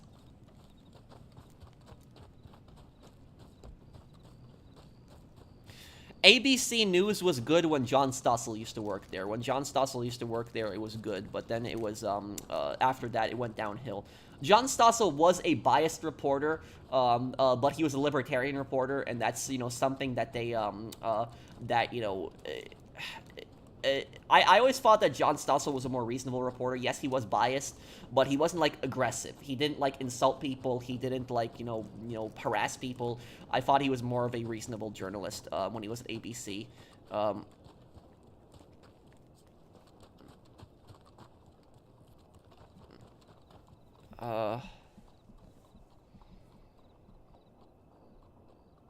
Yeah, all media is garbage, yeah.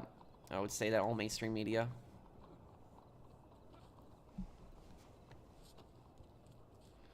I don't know who that is, Luca. Who would be the best U.S. president? I think the best U.S. president would be George Washington, because without him, there'd be no country. I think the worst U.S. president is probably James Buchanan, because of the fact that James Buchanan defended the southern states seceding. He was the president right before Lincoln. And he did nothing to basically resolve the conflict between the North and the South. And then when Lincoln basically became president, he inherited Buchanan's mess. So literally, a president that allows his country to fall a civil war, I think, is the worst president in American history.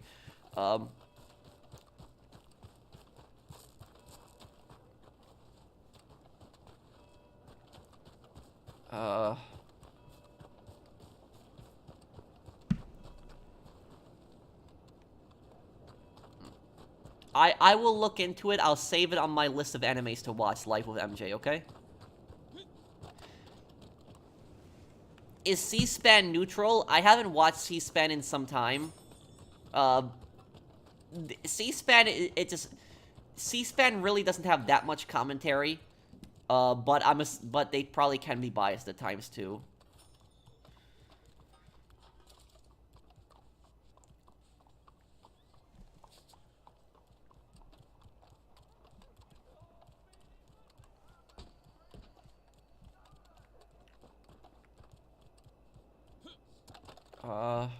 Okay. Every Rockstar game you play with the custom, love the dedication. Thank you, Don. Okay, oh,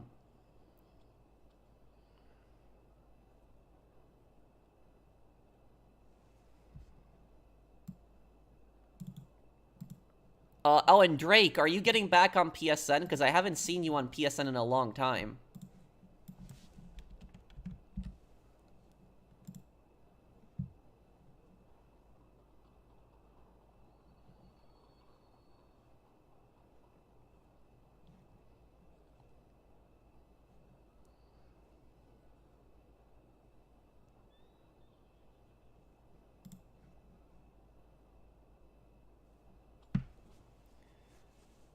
Oh, Dr. Disrespect is a scumbag.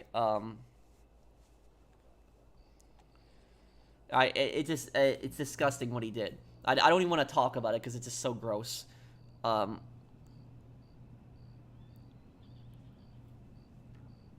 uh,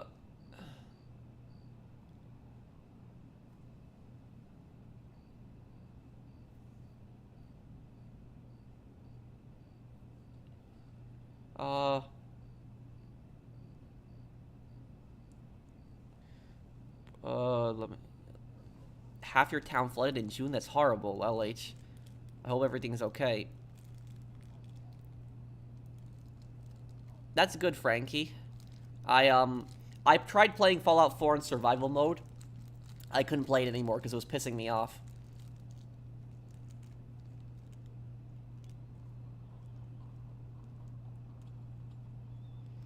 What, Prodi? That's... I'll look into it. And are you back on PSN, by the way, Drake? Or Prodi, are you back on PSN?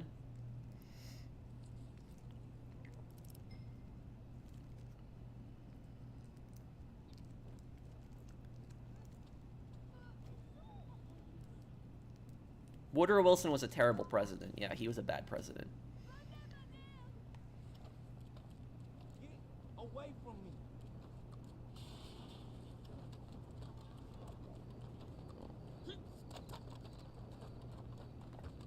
Oh, I could never be president of the United States. If I was if I honestly was president of the United States, I would it's literally, if what I would do is they probably would, the CIA would probably assassinate me, or I would get like impeached on some ridiculous something ridiculous. Like they would probably make something up and just, you know, go after me for something stupid if I was like if I was president. And honestly, both political parties would absolutely hate me. So like both parties would just despise me.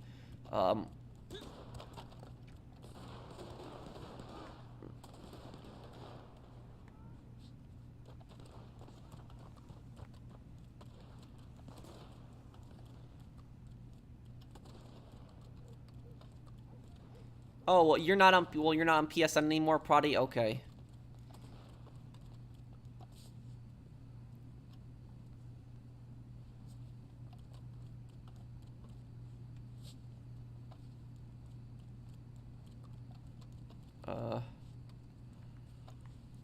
I'll look into it, Frankie, I will. Mercy.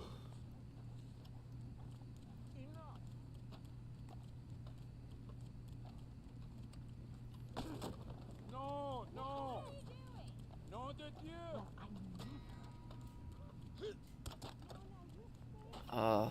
Yeah, I'm about to get off soon. I'm a bit tired. But you could stream from the White House Pro. Yeah.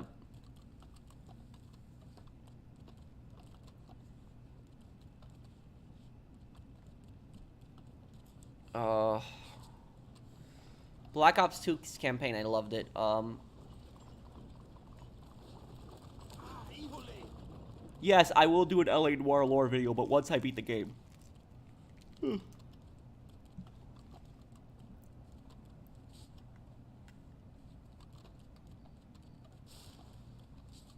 lot of people have recommended me play Hearts of Iron 4.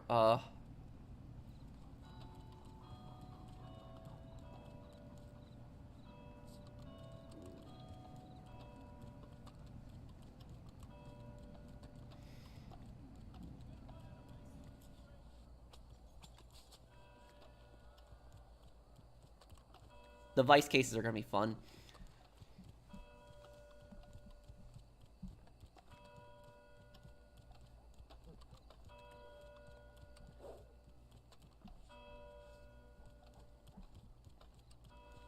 Okay, so I guess I'm gonna get off here, guys, because I'm a bit tired, and I'm gonna have something to eat and then probably go to bed. I'm gonna have the next part of Ace Attorney tomorrow, so the next case. So if you want to check that out, it'll be up tomorrow.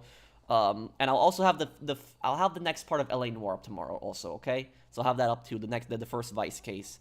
So thank you guys for watching. I hope that you guys had fun on the stream today. If you did, do drop a like. It does help me out. Thank you everybody who donated during the stream. I do appreciate it. You guys are awesome. Thank you guys for the support.